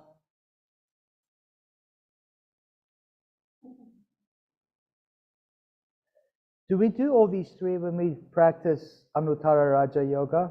Yes. Are we doing tapas? Yes. Are we doing swadhyaya? Yes. Now, do we make things up, or does our narrative come from the sacred text? It comes from here. And do we surrender to a higher power? Gravity. Gravity is Guru. Guru is the Lord. Ishvara Pranidhana. So Yeah, Anuttara Raja Yoga is Kriya Yoga. But I cannot call it Kriya Yoga because it will be so presumptuous. Even this morning, the story that you told during the sequence is in here, yeah? And then it says Om. Or did I hear it somewhere else, 1,000 years in the King? It's in some of the Upanishads. It's in some of the myths and legends. And they are scriptures, these things. Yeah, I felt like I read that, the story you told in the purports here. It could be. Yeah. Could be. All right, let's continue.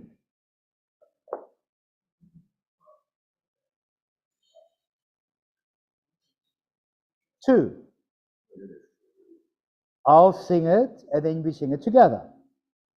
Samadhi bhava narta klesha tanu karanta nartascha. Let's sing it. Are you guys ready? Yes. Samadhi bhava narta klesha tanu karanatascha. They help us to minimize obstacles and attain samadhi. The word, the cha at the end of the word means and. Interesting that and is at the end of a sentence. It's like saying Sean, Lana, and. Right? And the other word or, va, is also usually at the end of a sentence.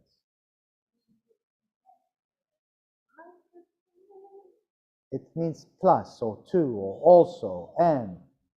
Also words like ever. Ever means certainly or indeed. That's also at the end of a sentence. It's not the sentence construction is a little exotic. Quite exotic. What other language you can mix the words in a sentence and the meaning doesn't change? Latin. Latin, you can do that. You know that. You can just put words together and then it means the same. Yeah. Did I miss this? What's japa yoga? Japa is repetition of mantra. So here, they help us minimize obstacles and attain samadhi. They is who? What does it mean by they?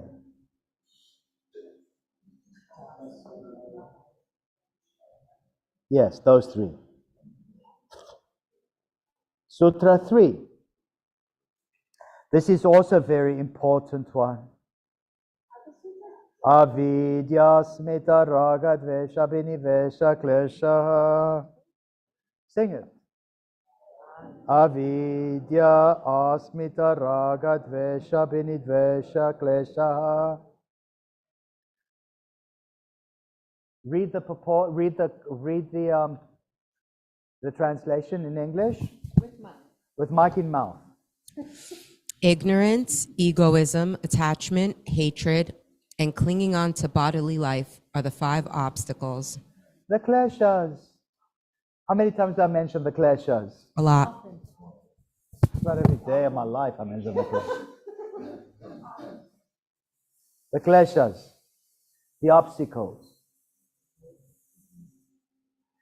Who removes the obstacles? The Lord of Hosts, Ganesha. Ganesha is an elephant. The elephant represents what? Strength. You need strength to remove the obstacles. You see, we all exist in the field of ignorance. Can I do my famous little drawing of this? Yes? Okay. It's called the House of the Rising Sun. Here's the field of ignorance. It's the wilderness. We are lost. It's called avidya, no vision, field, kshetra.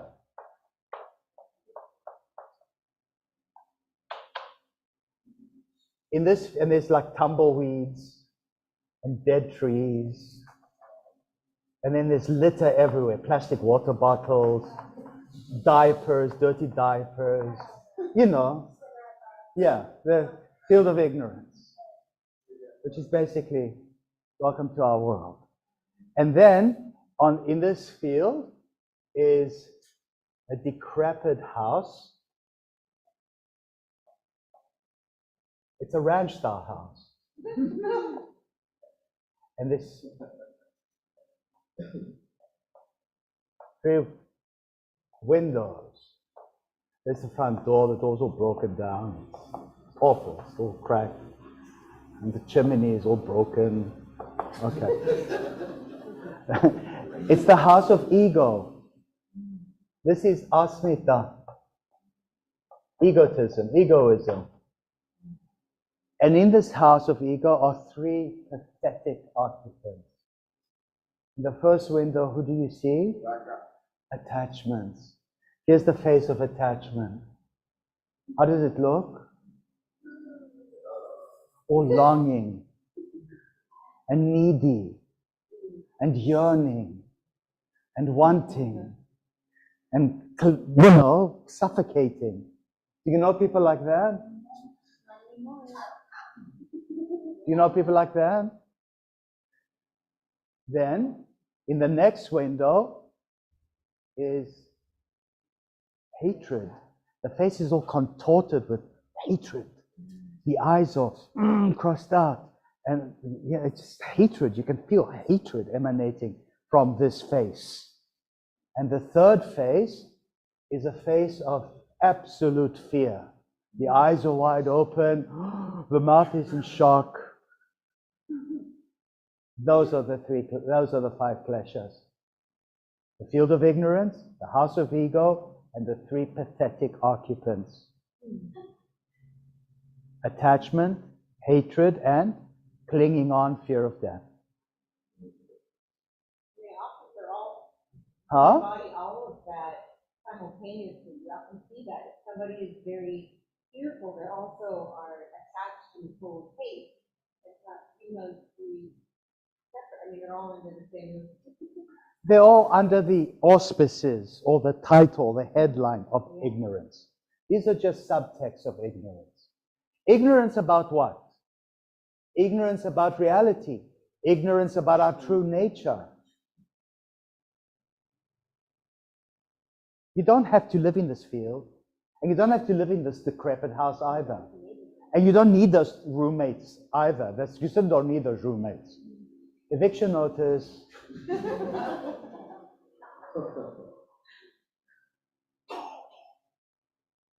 All right, that's the famous field of ignorance with the house of ego and the 3 pathetic roommates. You like it? It's the best way, I think, to describe it. Okay, let's continue. 4. Avidya kshetra mutaresham prasuptatano vichino dharanam. Sing it. Avidya kshetra mutaresham prasuptatano vichino dharanam. Ignorance is the field for the others mentioned after it, whether they be dormant, female, intercepted, or sustained. Ignorance is the field, avidya kshetra.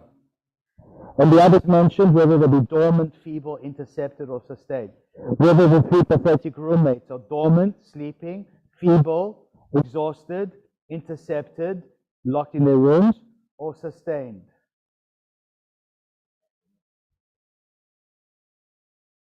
Would you lock them in their rooms?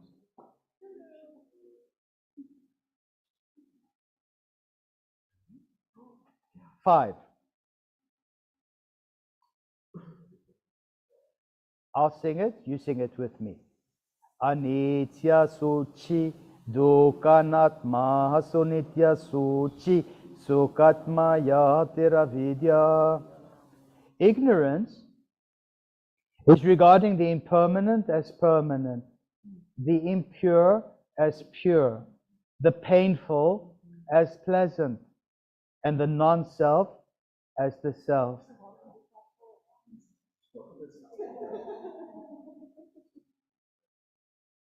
often or not? Confusing the painful for pleasant. There are some people who enjoy being, They become attached. yeah, to pain. And And then, yeah. And if you ask them, who are you? I'm the one who suffers. Do you know people like that?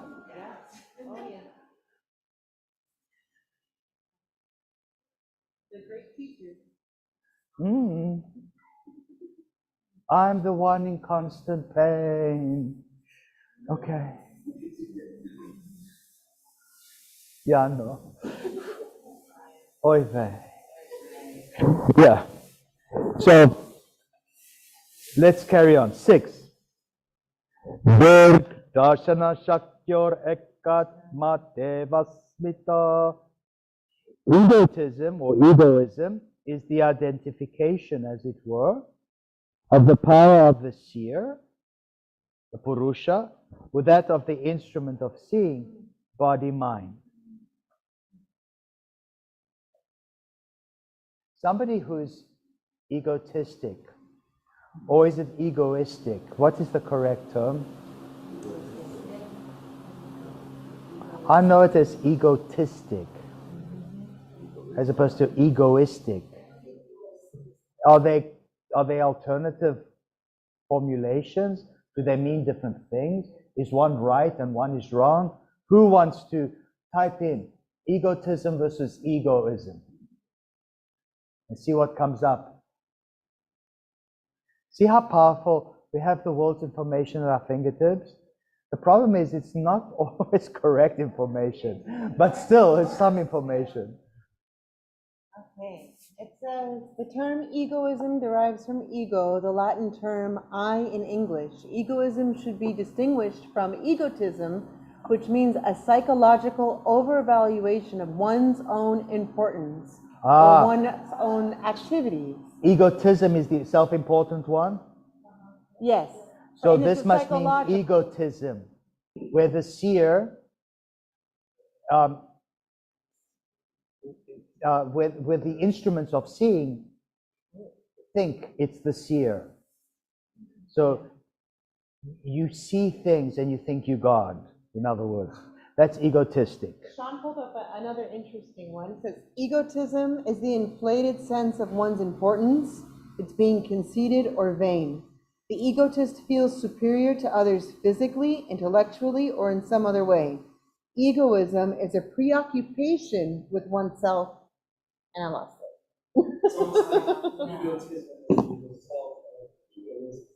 Not necessarily feeling superior to others. Right, right. That's egotism. Yeah. That's egoism. Egoism or egotism? Egoism is a preoccupation with oneself, but not necessarily feeling superior to others. Right. What is egotism? An inflated sense of one's importance. It's being conceited or vain. The egotist feels superior to others physically, Okay. intellectually, or in some other way. So what are we going to choose here? Egoism? Confusing the powers of seeing with the seer. In other words, you're not powerful. Yeah.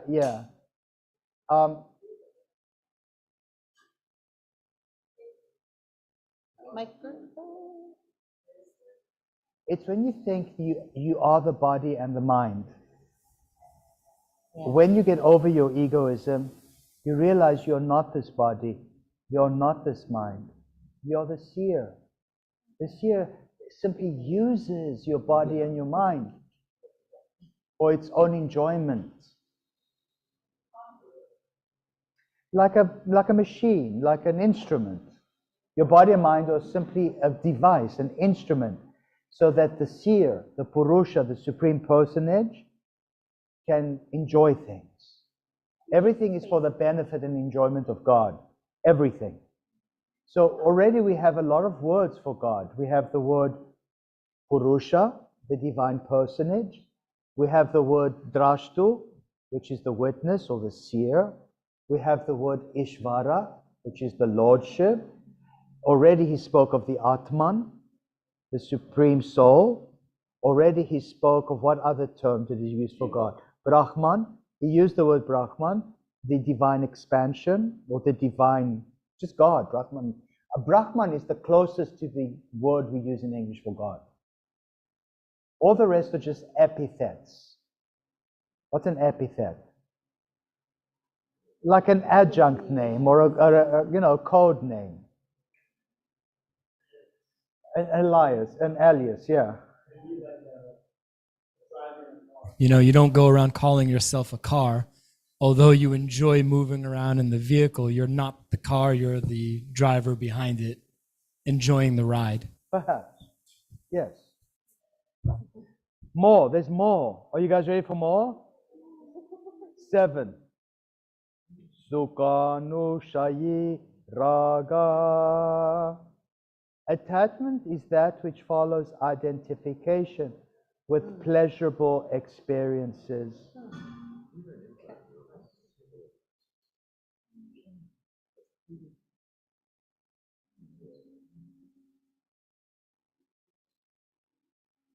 It's also the portal to addictions.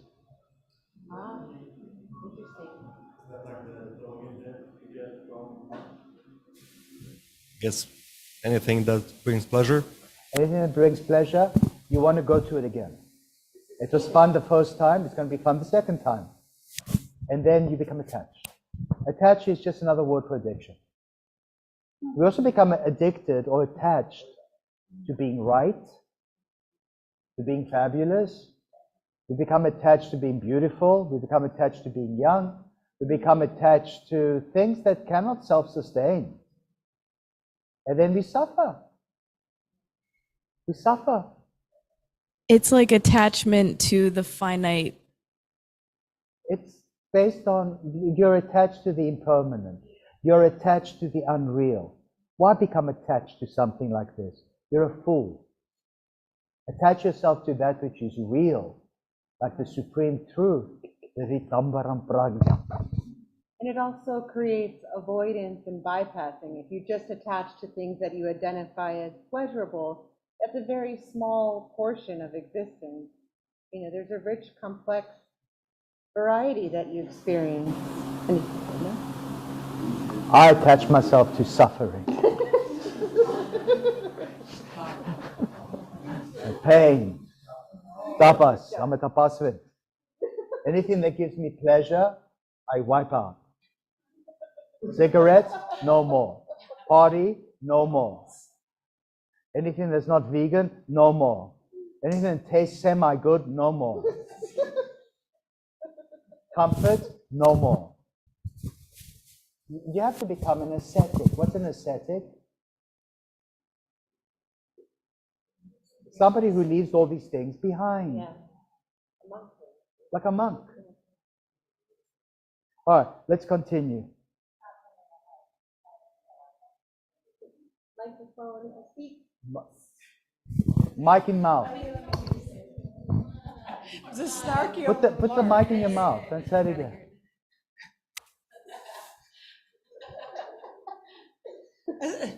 Something about a $500 bill. An ascetic wouldn't necessarily have a $500 a month bird seed. No, he wouldn't. Bill. Well, it's not really 500, but it's close to. But that's not for him, though. It's not for me, it's for the birds, and they're all rescued. That's a humanitarian act, and that's Yeah. for others. Okay, yes. Put the mic in your mouth.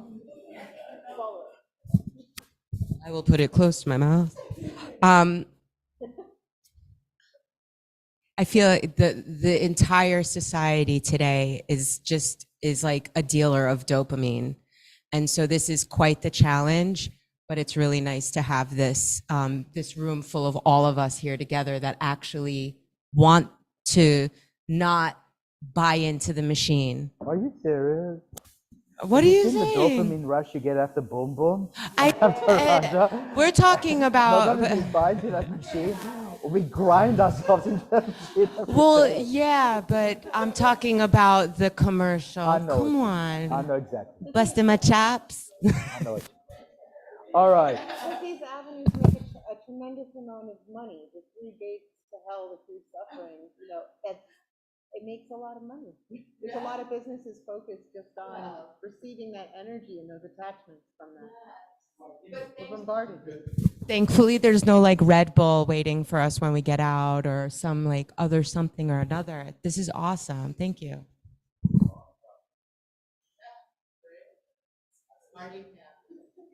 I just glugged out another Celsius. Right? After I had 3-4 cups of coffee. All right. And then boom, boom. And then we turn it on. All right. So pleasure, we become attached to that which is pleasurable. And then number 8, dukkha nushayi dvesha, aversion or hatred, that which follows identification with painful experiences. Which reminds me of Pavlovian psychology, behaviorism. Nasty. Pavlov wanted to show how animals react to stimuli. So he would electrocute a dog, and then every time the dog saw the electrical device, the dog would yelp and run away. Like, duh, that is dvesha, aversion. So, to me, going on I-95 is dvesha, aversion.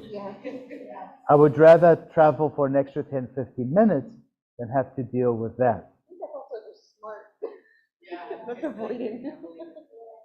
Another thing, we all have personal instances of dvesha. You've been there, done that, and you're done with it. You don't want to do that anymore. Sometimes you have dvesha, aversion to certain people or relationships with them.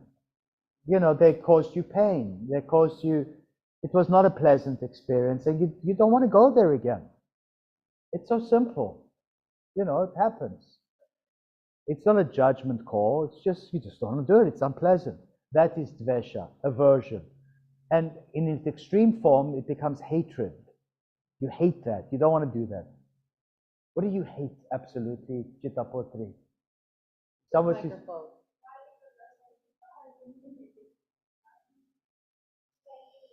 even worse is 595.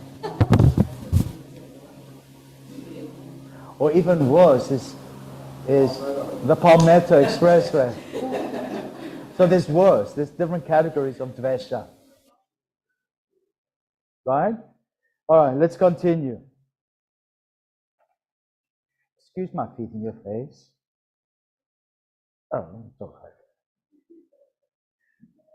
9.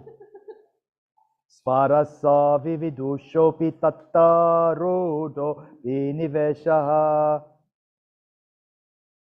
Clinging to life, flowing by its own potency due to past experience, exists even in the wise.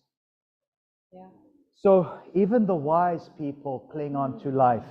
Remember, Lord Krishna mentioned that in the Bhagavad Gita? Yeah. The will to live is very ingrained and powerful. If we have memories of dying in a past life, it's dvesha. We have averseness to it. Usually death is not a pleasant experience.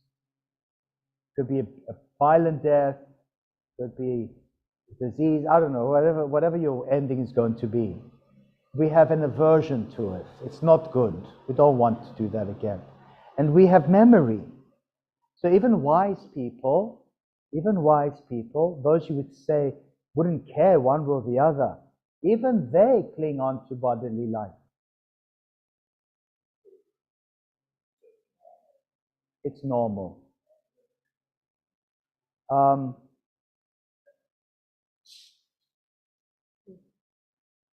Yeah, it's normal unless you're so sick that life is unbearable and you want to end it. And that's where yoga comes in and says, sorry, you cannot end it. There is only bhavani. There is only existence. There is only existence. So when Hamlet was crying out his soliloquy, his famous one, to be or not to be, that is the question. Whether it's nobler to suffer the slings and arrows of an outrageous fortune than to end it. I'm sorry, you cannot end it, Hamlet. There is only existence. You cannot opt out of existence. There is only bhavani, beingness, dynamic bhavani, it's in the feminine. You cannot opt out of existence. There is only existence. So Can you guys wrap your mind around that? That even after you die, you think you've ended it? Hello. There you are, namaste all over again. There's only existence. You cannot opt out of existence. So the thought of ending it becomes meaningless because there you are. It's like when you move from one city to another. Once you get there you are. Same ugly face, different city. So wouldn't that make it an absolute truth, though? What is an absolute Existence. truth? The absolute truth, existence is the absolute truth. Okay. There's only bhavani. Right. There's only existence. We spoke about absolute truth, how the earth revolves around the sun. The sun is provisional, so is the earth. But existence is forever. It's what we call immortal or eternal. It's eternal existence. That is the absolute truth. Put mic in mouth. Revolving around the sun is only true for now. That's what I just said. Yeah, that's might not even be an absolute truth in itself. That's what I just said. Yeah. Provisional. It's temporary. All right, let's continue with more of these truths. So when even the wise person clings on to life, that is an obstacle. It's an obstacle. A lot of people, supersede that, and they say, "Please don't hook me up to a machine. Just let me go." Isn't that Iyengar who said no to Iyengar to? He wasn't dying. He just didn't want to do dialysis. How old was he though? 96. I mean, that's a long life. No, he wanted to do vinyasa instead. When you have a choice between doing vinyasa, boom boom vinyasa, and going to the hospital for dialysis, what would you choose? Boom boom anytime. That's what happened. Let's continue. He was fit as a fiddle at 96. Yeah. Please, at 96 he was fitter than most 26-year-olds. Yeah, he was still practicing. Rigorous practice. Rigorous practice. Not some silly yin things. I mean, with bolsters and what do you call that? The support. What do you call that? Restore. None of that stuff. No, that was not a Iyengar. Iyengar was more like 50 poses maximum with backflips at 96. All right, even Jesus was afraid. He said, Lama lama Eli Eli lama sabachthani. Why have you forsaken me, God? So, yeah, even amongst the wise. Next, number 9. Oh, we did that. Number 10. For these pratipa savaheya shokshmaha. Bless you. In subtle form, these obstacles can be destroyed by resolving them back into their primal cause, the ego.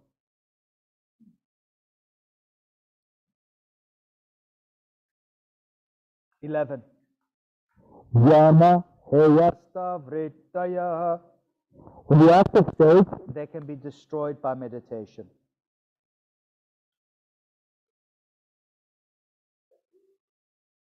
How do you overcome the obstacles in the active state? You just meditate.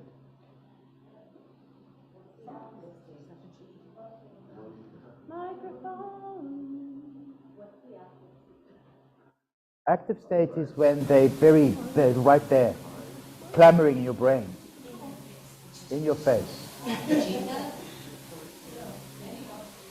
Obstacles. Number 11. No, number 12.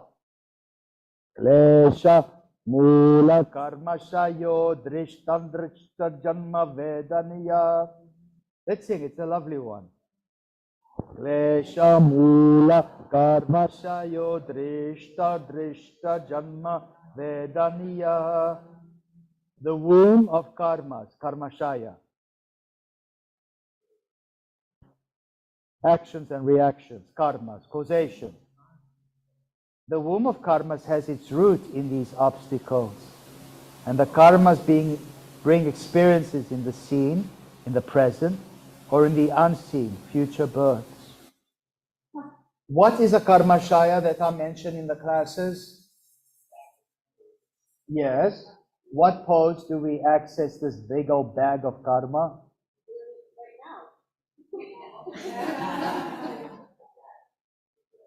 Bursa, the purse, the big old bag of karma, the eye of the needle pose.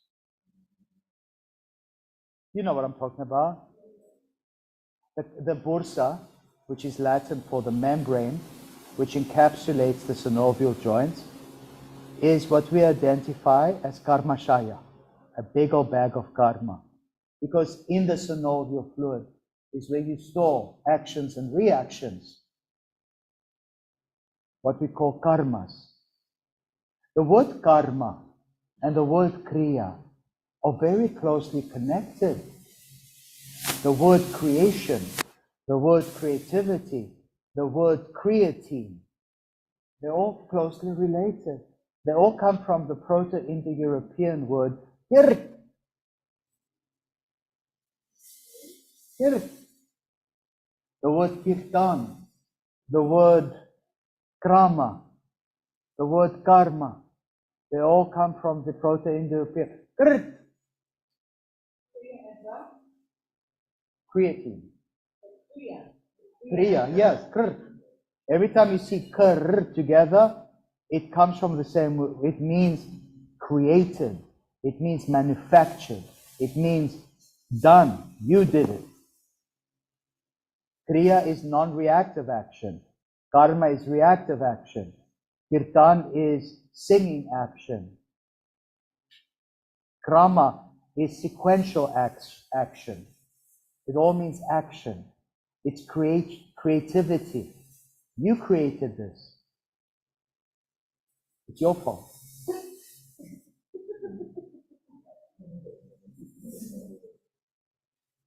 Can you guys see the connection with the words? The KRT is the root consonants for all these other words. Creation, creativity, karma, kirtan, kriya, krama, they're all from that root.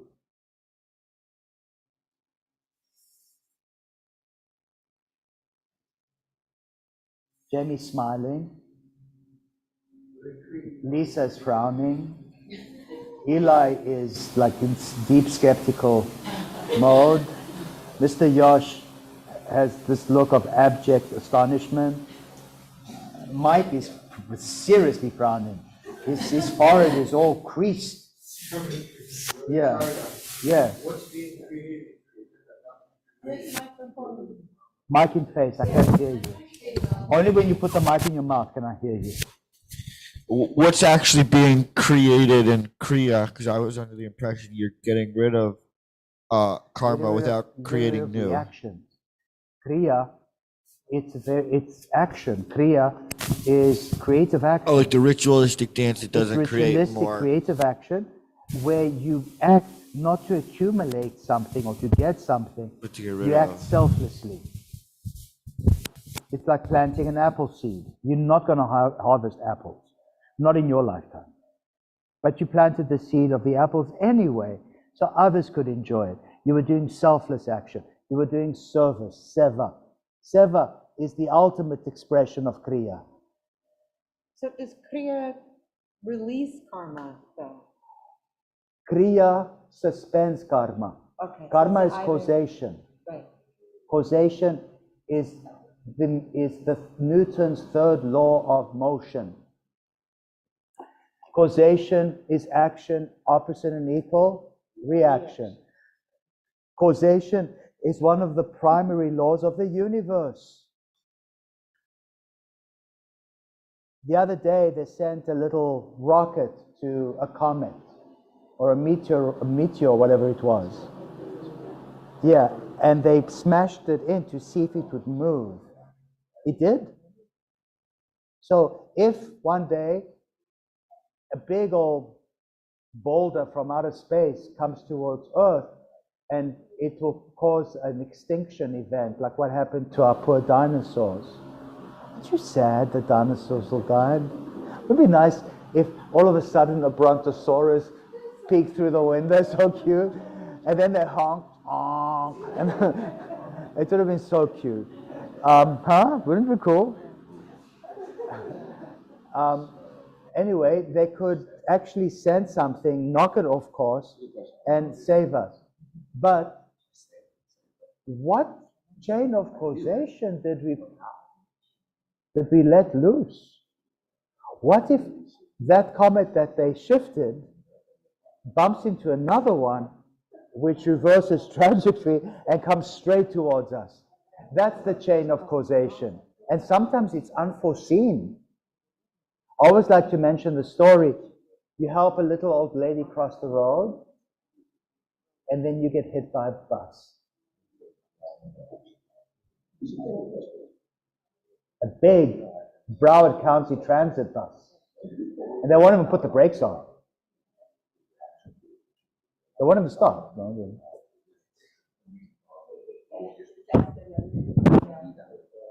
Mic in mouth. Is when when I would like tell off my mom or dad, and then I'd walk out of the room and I'd trip and fall. Serves you right. Yeah. That's just instant karma. We always think of karma as something, as retribution. Karma is not retribution.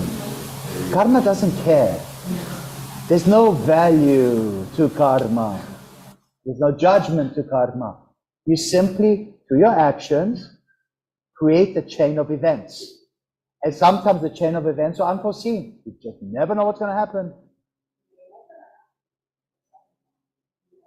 Something will happen. And accept selfless action. Even then something happens, but you yourself do not accumulate any reactions. You put things into motion, but you're not going to get anything out. It's called non-fruitive action. Non-fruit or non-transactional. You acted out of, you acted out of service. You acted selflessly. You weren't anticipating something. Because when you anticipate something, you make it something completely way of what you thought.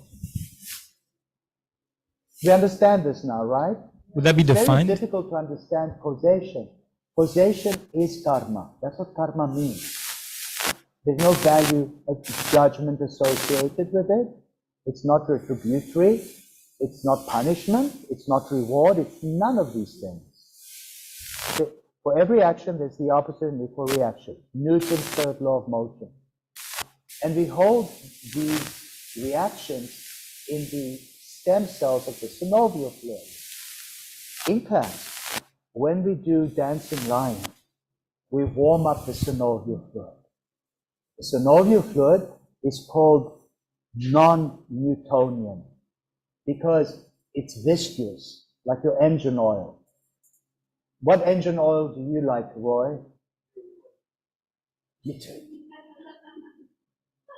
It has low viscosity. It doesn't burn quickly. It lasts for a long time. Non-Newtonian viscous fluid liquefies when you warm it up. So we are liquefying our viscous synovial fluid. When it warms up and it liquefies, it allows the stem cells to be absorbed into the various plastic or connective tissues associated with the synovial joint.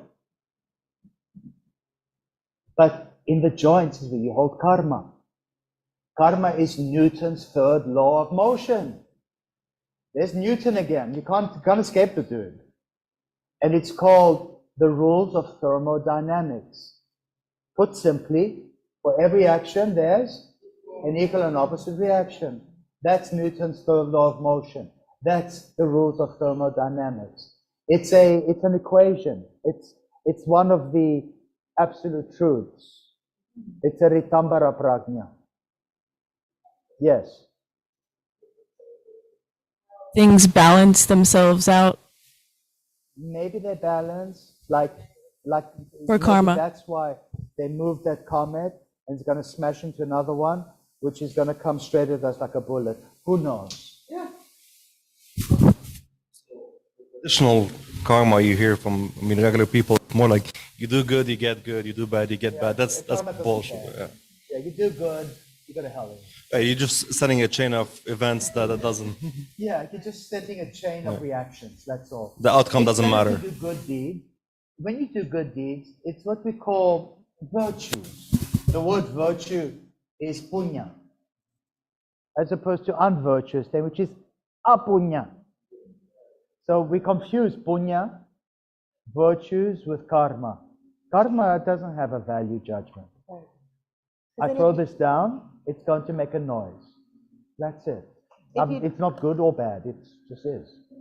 If you do a good deed to get reward for it, then there's fruitive attachments to it, and it's no longer a good deed. All right, let's continue. I think we all understand this.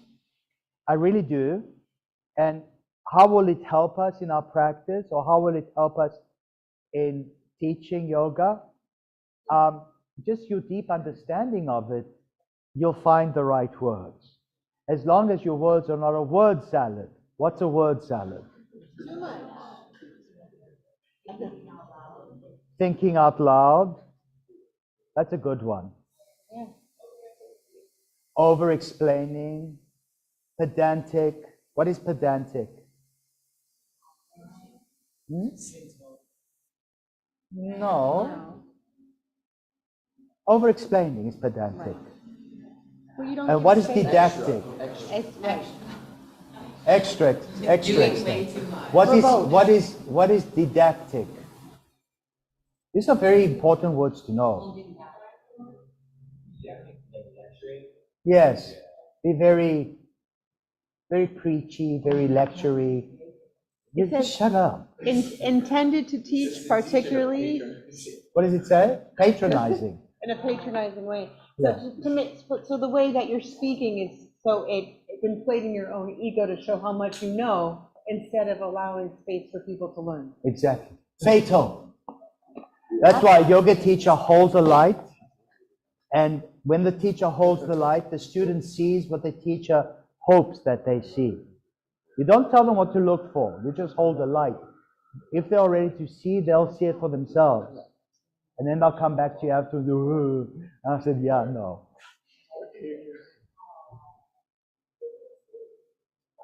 Holding space. You have to hold space. You have to learn how to hold space. For some people, they're born with a talent. Most of us are not born with that talent. We have to learn how to hold space. But when you hold space, it has nothing to do about you. It's not you as the individual, the ego. It's a clean space. All right, let's continue.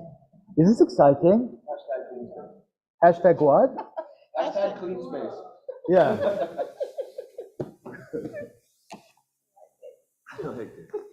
Number 13.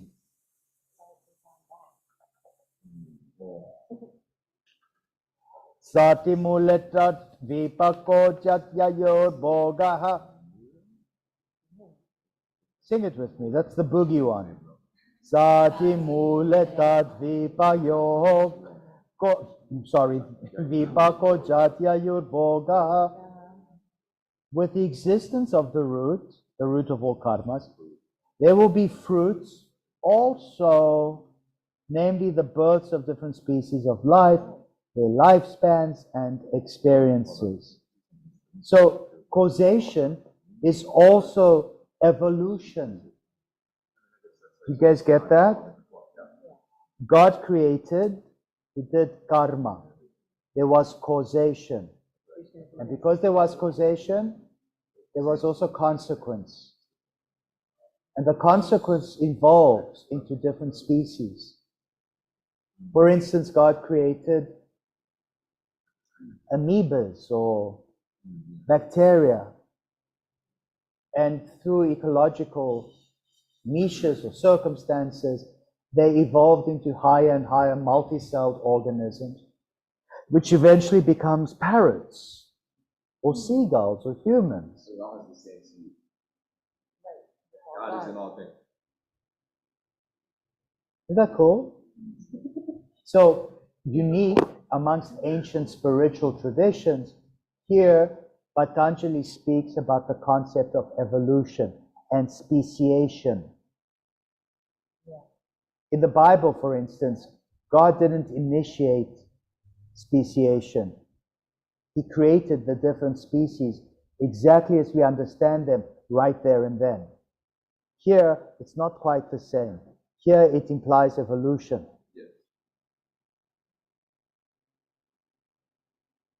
At what point does a wolf evolve into your Shih Tzu? The same Shih Tzu that dumps just behind my truck, in my driveway, every day. And sure enough, he loves me, and I'll step on it. Yeah, the same sorrows of his wolf times. And when I see her walking the Shih Tzu, I look and peer through the window. I want to catch her in the deed. She always Put a has. camera. She always has a little doggy bag. Except when I'm not watching, in which the doggy bag is conveniently forgotten. I don't know how it happens. But anyway, so at what point does a wolf become a Shih Tzu?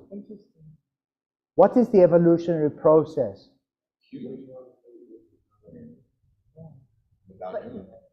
It was human intervention that evolved a dog into a poodle. It's the same species as a wolf. They are not different whatsoever.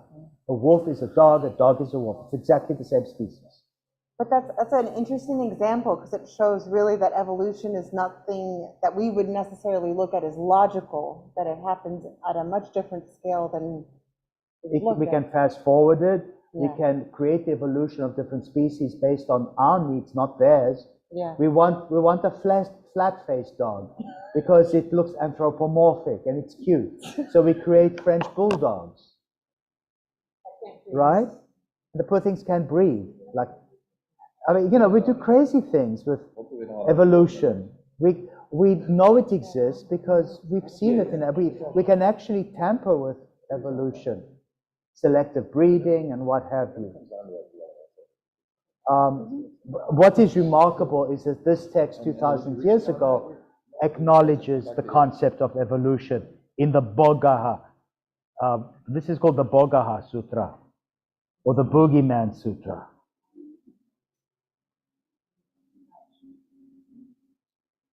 Let's look at 14. Te hlada paritapa pala punya punya hetutvat. This is the punya punya one. Isn't that a good one? Okay, let's sing it. Te hlada paritapa pala punya punya hetutvat. Because the punya punya, there's a diacritic on the middle A. It means it's sandhi. It's a compound word. It's punya or punya. But you don't say punya apunya because you sound like a barbarian.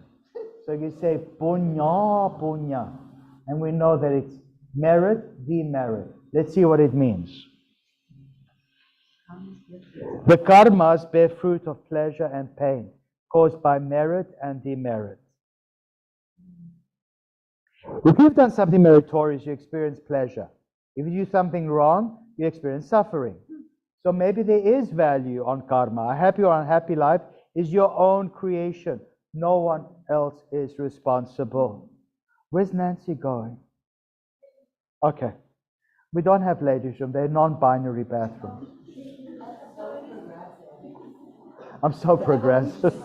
You're good. It's the evolution. Do you like a non-binary bathroom? Even the showers are non-binary. Yeah, they'll probably cancel me. All right. If that's the case, we'll just put man on the one, woman on the other. That's it. Very easy to solve. All right. The karmas bear fruits of pleasure and pain caused by merit and demerit. It's your own creation. No one else is responsible for your happiness or your unhappiness. If you remember this, you won't find fault with anybody. You are your own best friend as well as your worst enemy. Can we make t-shirts of this? Huh? Let's make t-shirts for this one. The punya punya? Yeah, good one. Hashtag Who? Microphone. The punya people? What it's describing, people who are self-supporting through their own contributions, people who are responsible, people who don't blame everybody else. They're very refreshing, effervescent, people I want to be around.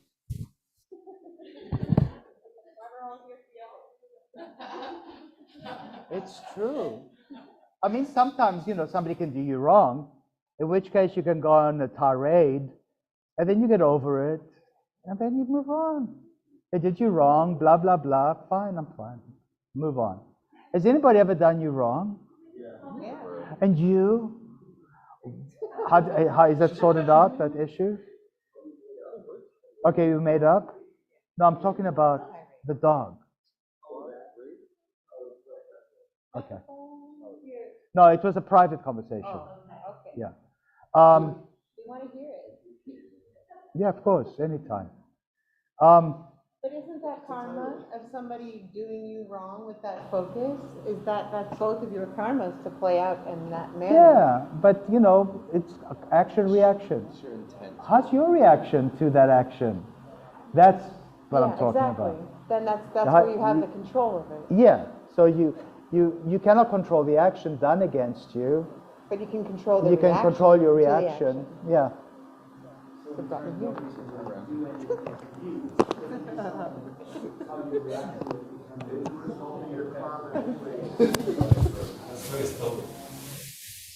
All right, let's continue. Very stoic. Very. The Stoics were Greek philosophers who basically came up with the same idea. Do you want to elaborate, Mr. Greek philosophy?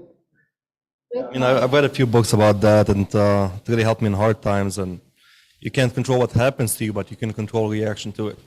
Yeah. If you indulge in the suffering, and if you start thinking, "Oh, why is this happening to me?" or "Why do I deserve this?" then it's gonna get worse and worse. All you can control is how you react to something instead of. There was a school of Greek philosophy we now call the Stoics. And this is where we get the word stoical from. When somebody is very stoical, they're very, it happened, what can I do? They're very stoic. Who do you know people who are stoic? Yeah.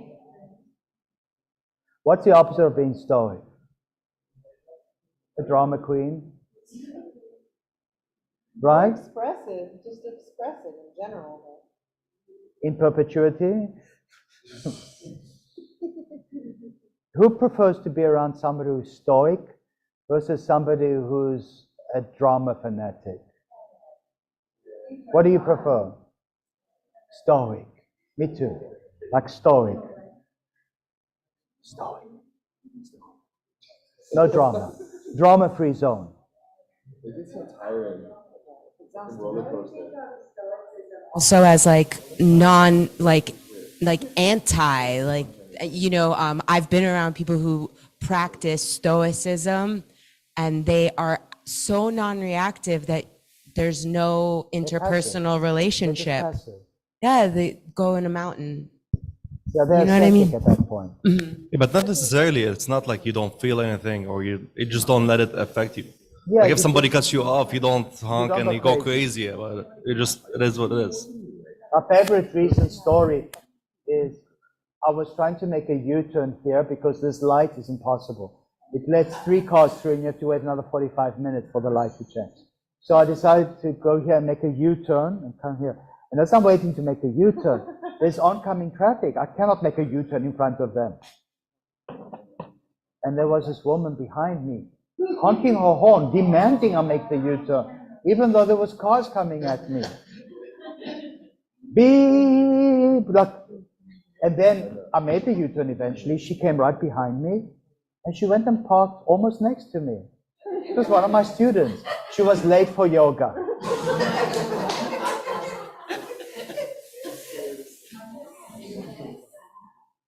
You wanna know who it is? Yeah. No, it doesn't matter. But boy, I am never gonna let her forget about it. She was frustrated. She wanted to do yoga. But it was me in my beat-up old pickup truck waiting not to cause an accident. It was not Teresa. Teresa would never. Teresa is stoical. Teresa is definitely stoical, but in a healthy way, not in an unhealthy way. Yeah, mic in mouth. There's always a balanced way and an unbalanced way to express things. So that was a good point that you said she's a balanced stoic. Yes. It depends on personalities as well. Some people are just naturally dramatic, and everything is personal, and you know they get worked up quickly. It's extreme, but some of them don't hold on to it. Then they start laughing at themselves. I mean, those are very pleasant people to be around. You know. Okay, let's continue. I want to be animated and stoic. We are ending. This is the last one. Are you guys excited? 15. Parinamatapa samskara dukkha irguna vritti virodascha dukkam eva sarvam vivekiniya. Let's sing it together. Parinamatapa samskara dukkha irguna vritti virodascha dukkam eva sarvam vivekinaha. To one of discrimination, viveka. Now, I don't mean the word discrimination like to discriminate against others for crazy reasons. I'm talking about discernment. To one of discernment, everything is painful indeed due to its consequences. The anxiety and fear over losing what is gained, the resulting impressions left in the mind to create renewed cravings, and the constant conflict among the 3 gunas which control the mind. To one of viveka or discernment, everything is painful indeed. But tapas is not pain. Tapas means austerity, discipline. Here, tapas he translates as anxiety and anguish and pain. I want you guys to think about this, and we will discuss it tomorrow. How do we reconcile our understanding of the concept of tapas with his translation of it in this sutra? Does our understanding of tapas make sense? How can we reconcile what he says with what we assume tapas to be? Homework, svadhyaya for tomorrow. Here in this room, 3 o'clock. And another thing we're going to do tomorrow, we're going to go back to the first chapter, and we're going to chant out in Sanskrit every one of the verses. When we finish that, we're going to read every one of the verses in English. And when we read it out, it's like an essay. Remember earlier I said, I wrote an essay. That's the essay we're going to speak out tomorrow. All right. Are you going to join us tomorrow, Lisa? Yeah. Who's coming to practice tomorrow? Who's going to do both? Boom, boom, and boom, boom. Yes. Punya and apunya.